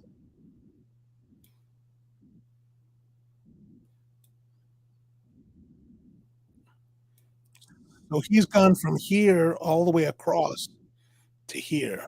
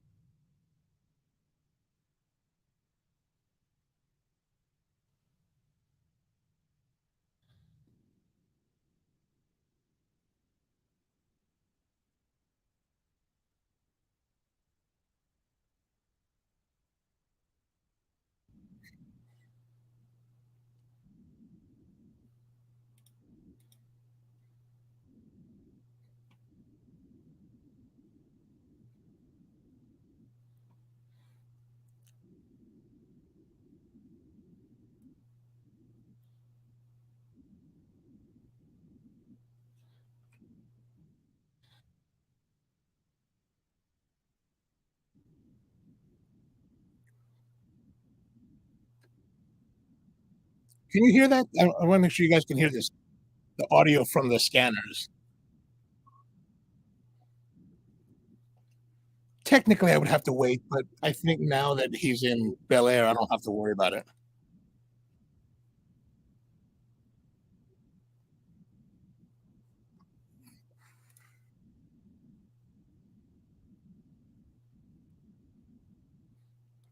So if he's here, they said,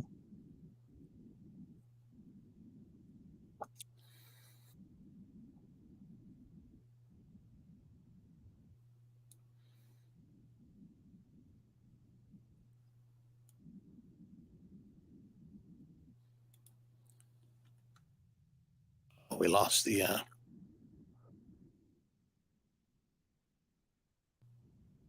Here's 152 is Mountain Road.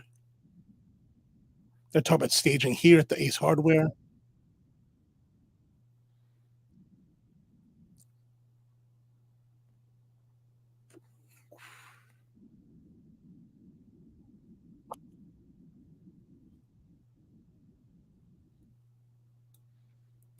Oh, no audio. Okay, let's see here. Maybe I have to put that.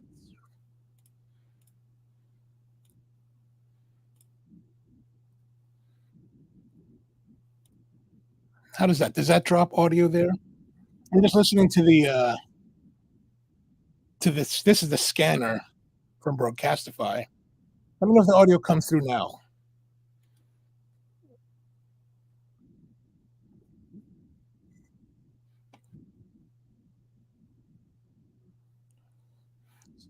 I think they're talking about the wooded area here because they said that he was at this house on Stratford Road.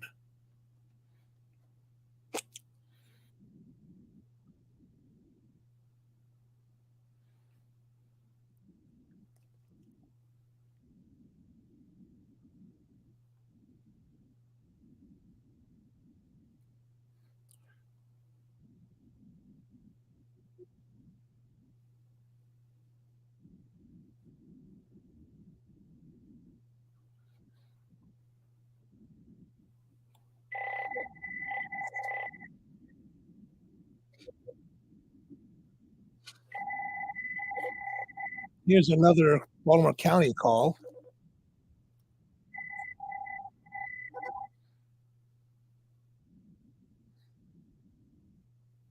Hello? Thank you for the important message from Baltimore County. Also alert, there is an active threat in the Powers Avenue. People near and in the surrounding area should shelter inside and stay out of sight with doors locked for safety. Also alert, there is an active threat in the Powers Avenue. People near and in the surrounding area should shelter inside and stay out of sight with doors locked for safety.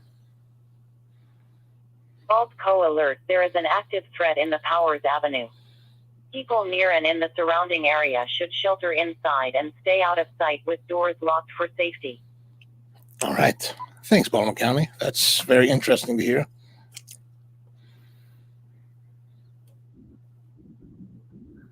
Brian says, when Stallone did this, was it cool? When Stallone, it was cool.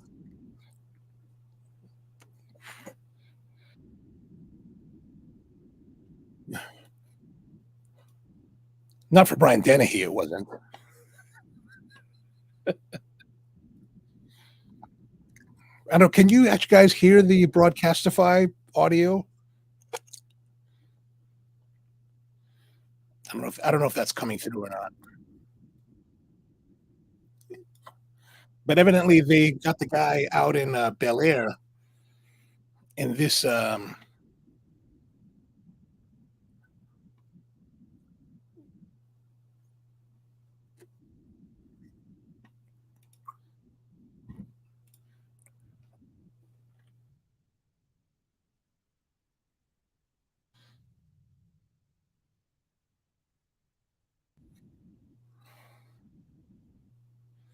So now they're saying there might be a portable radio in the vehicle.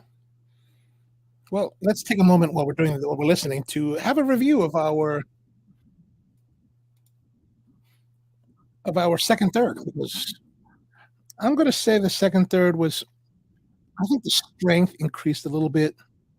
Qualitatively, still 8.5. I'm gonna say the flavor is also 8.5 as well. Now we're definitely into the third, so we'll,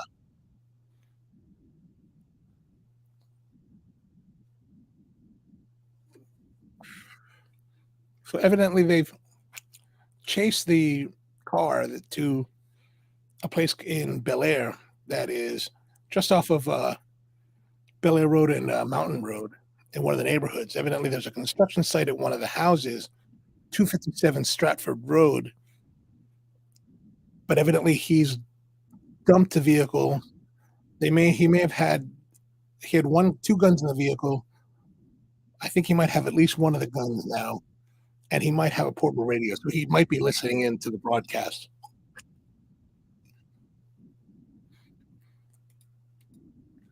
Maybe there's another night that could very well be as well. That could very well be as well. White people, they kinda go crazy, man. They kinda go crazy. I don't know what's going on there. Evidently, from what I had heard on these reports earlier today, was that the son or the father of the boy was charged with like child pornography or something like that, or pedophilia, and so there's got to be deeper issues somewhere along the way.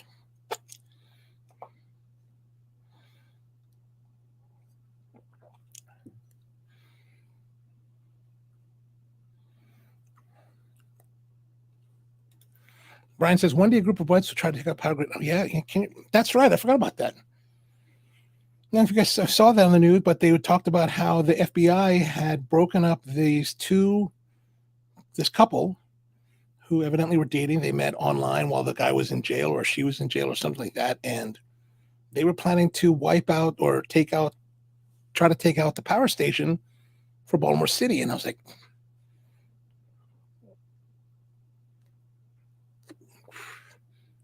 I just wondered, like, what is it about the way you see the world that you want to do that in your own country?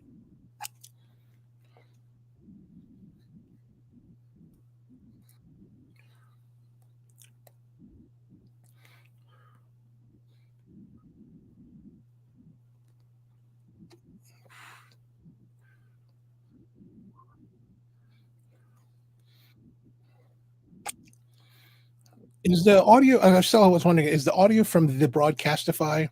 Is this coming through to you guys? Otherwise, I should be talking more.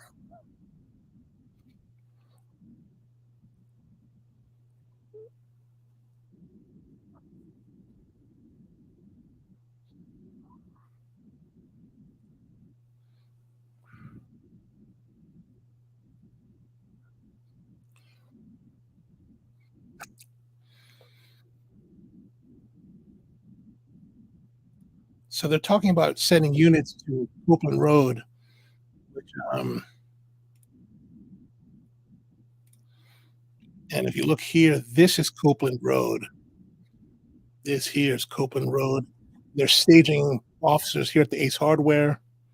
Evidently, the kid dropped the car here in Stratford Road. So he's somewhere, I'm guessing, in this area.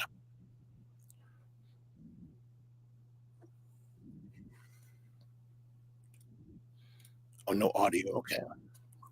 All right. So maybe I can boost it up so you can hear it.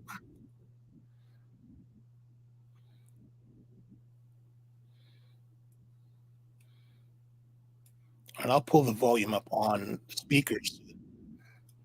Maybe you'll hear a little bit of that.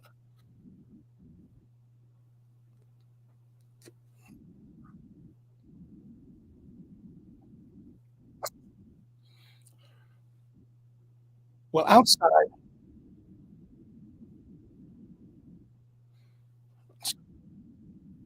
they're missing some videos.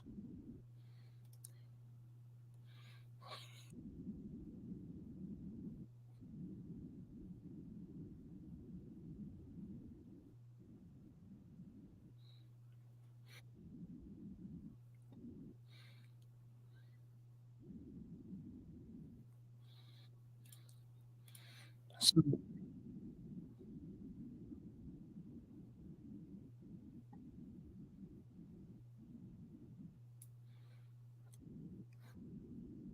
So they're trying to get units all the way across here, across Open Road, 100 feet if they can get enough units to cordon off the area.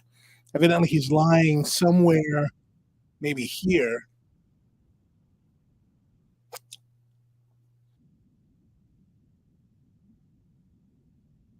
The police activity in this area has stopped. There's no more cars driving by or anything.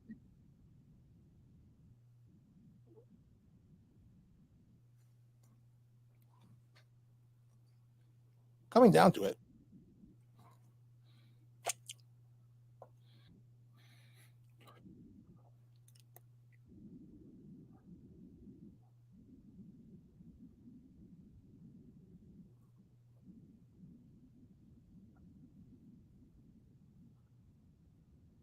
So I guess shopping center, a lot of people are out and about.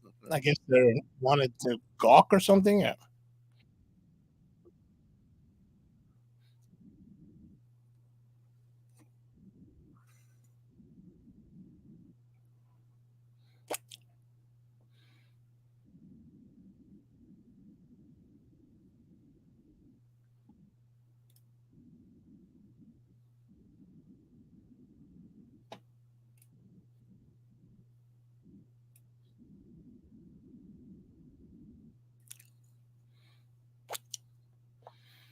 This is definitely a different turn than I expected for the show.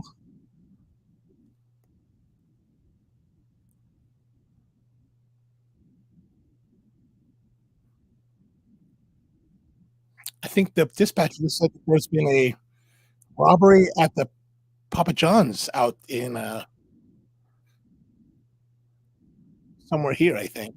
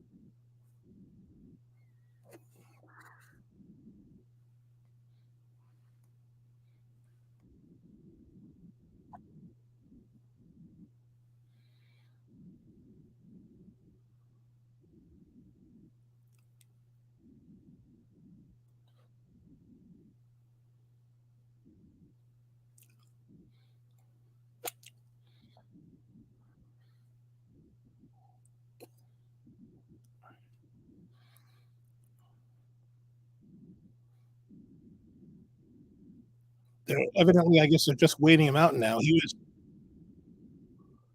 evidently he was lying somewhere in the ground, somewhere here, and I guess they're. I can't tell if they have eyes on him or not,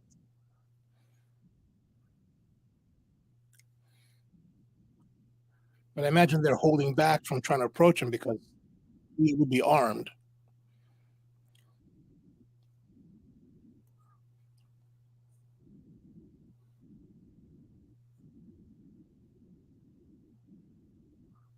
Evidently, he's lying down.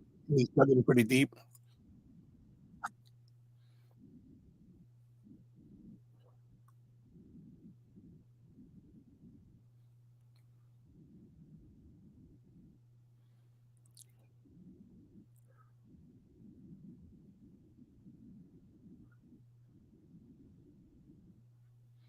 So evidently, he's covered himself now. They say he might be injured. He's not moving. He's laying there. So maybe they did get some shots off at him. He could have been hit, but they're not clear on that.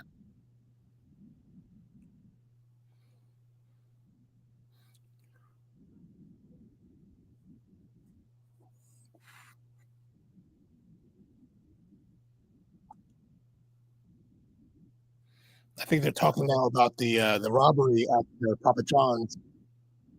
Number two male has left the premises. They're quite busy out there today in Baltimore County.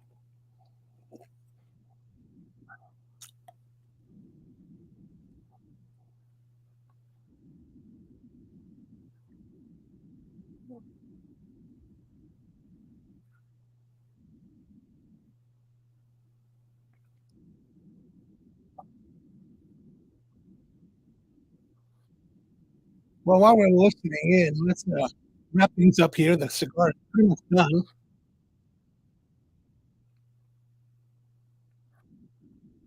Ryan says Honda would have rushed him. Yeah, we would have had this wrapped up a long time ago if LA SWAT was on it. All right, I'm going to put this down. Let's have a look at our score sheet.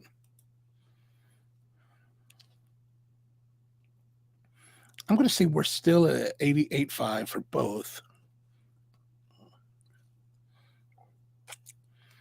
Now, our burn and draw was excellent. Very good consistency. I'll give it 8.75 for that. Overall, I'm going to say very good plus, 8.5. Then we're going to hit it up here and do some calculations.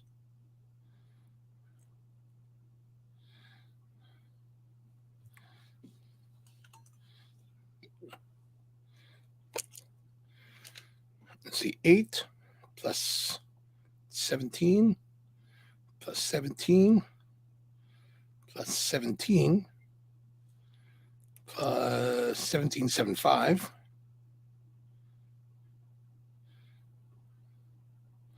That gives us a total of 85.25.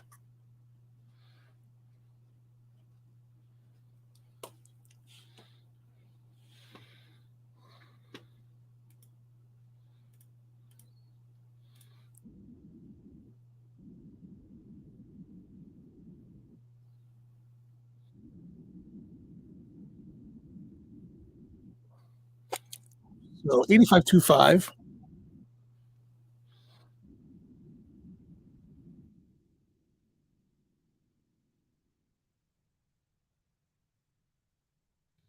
Oh, that's really gives us a hell of a score.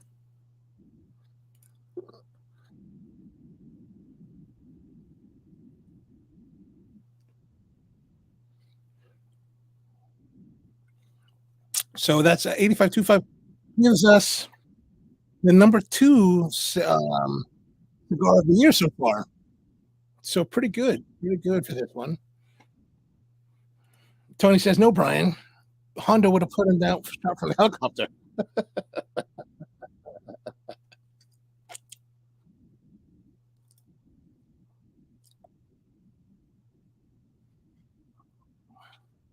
So dispatch is telling all units to remain logged on until further notice. So nobody's getting off. Something I wanted to ask our police officer friend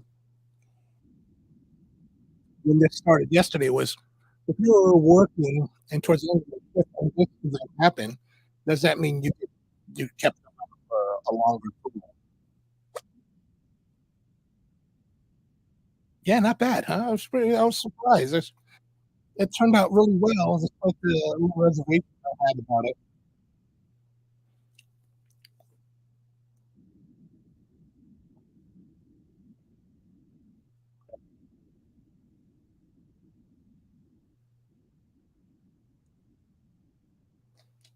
So they're getting ready to deploy gas. They've got 2 helicopters.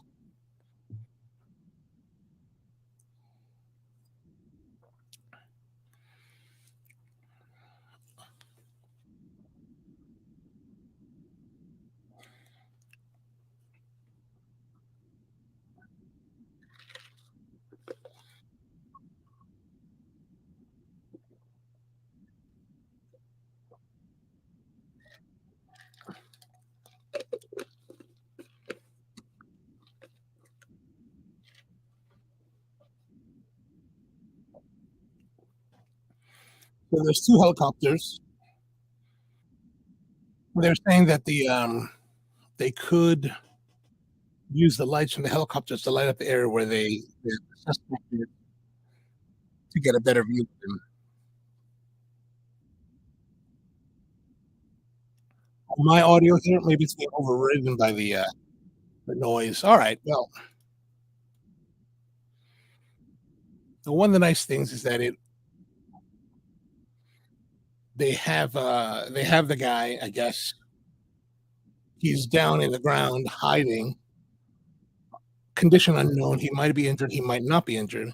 He's evidently covered himself with, I guess, leaves to help conceal his position. And yeah, I guess it's all right. Well, I mean, it's all right this area. There's no more police activity running by like there was a little while ago. I guess they've got everybody responding to the Bel Air area. So I imagine it's not going to last too much longer. Mom says to bring out the dogs. And Tony says, hour.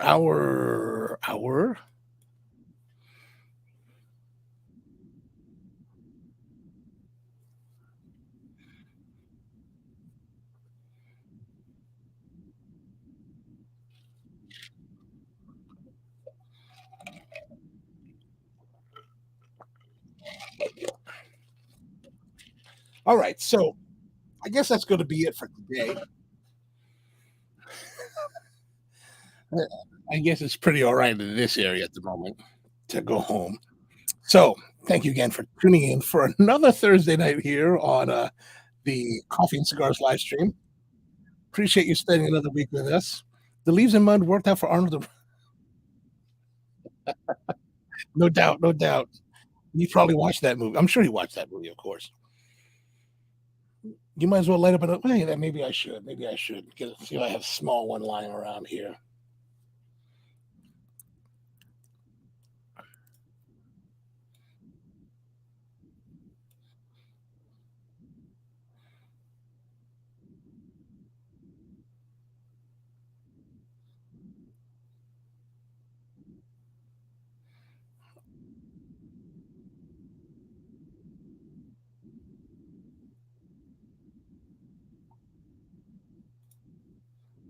Harford County is now taking command because it is their area. As you can see here on Broadcastify, there are 20,542 people listening to this right now.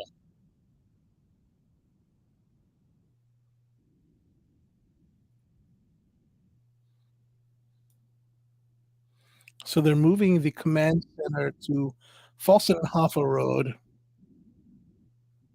Let me see if I can find that here for you guys to see.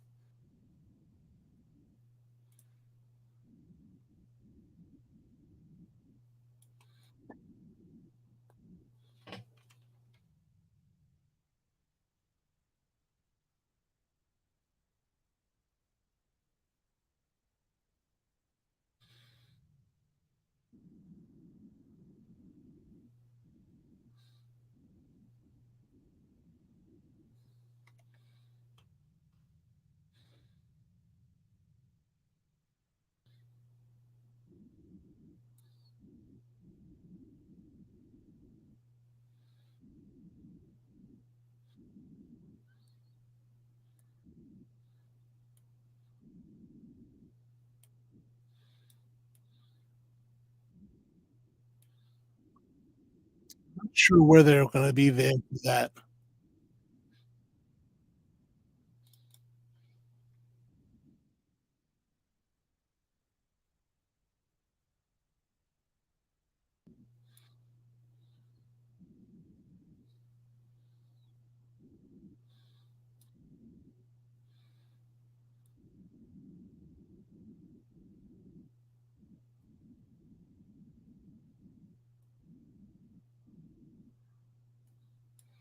All right. Yeah, that's fine. I think it'll be all right to get home. All right, Rusty, have a good one. Mom, good to see you. Thanks for tuning in. We're going to sign off now, and everything should be fine, or at least here. So I'm going to head home. Thank you guys for tuning in. As always, I appreciate you spending another Thursday night with us. We're back again next Thursday at 8 p.m. Eastern, hopefully without the same kind of excitement in the area. But all right. So have a great one out there. Thank you very much for tuning in. Have a good night, and see you next time.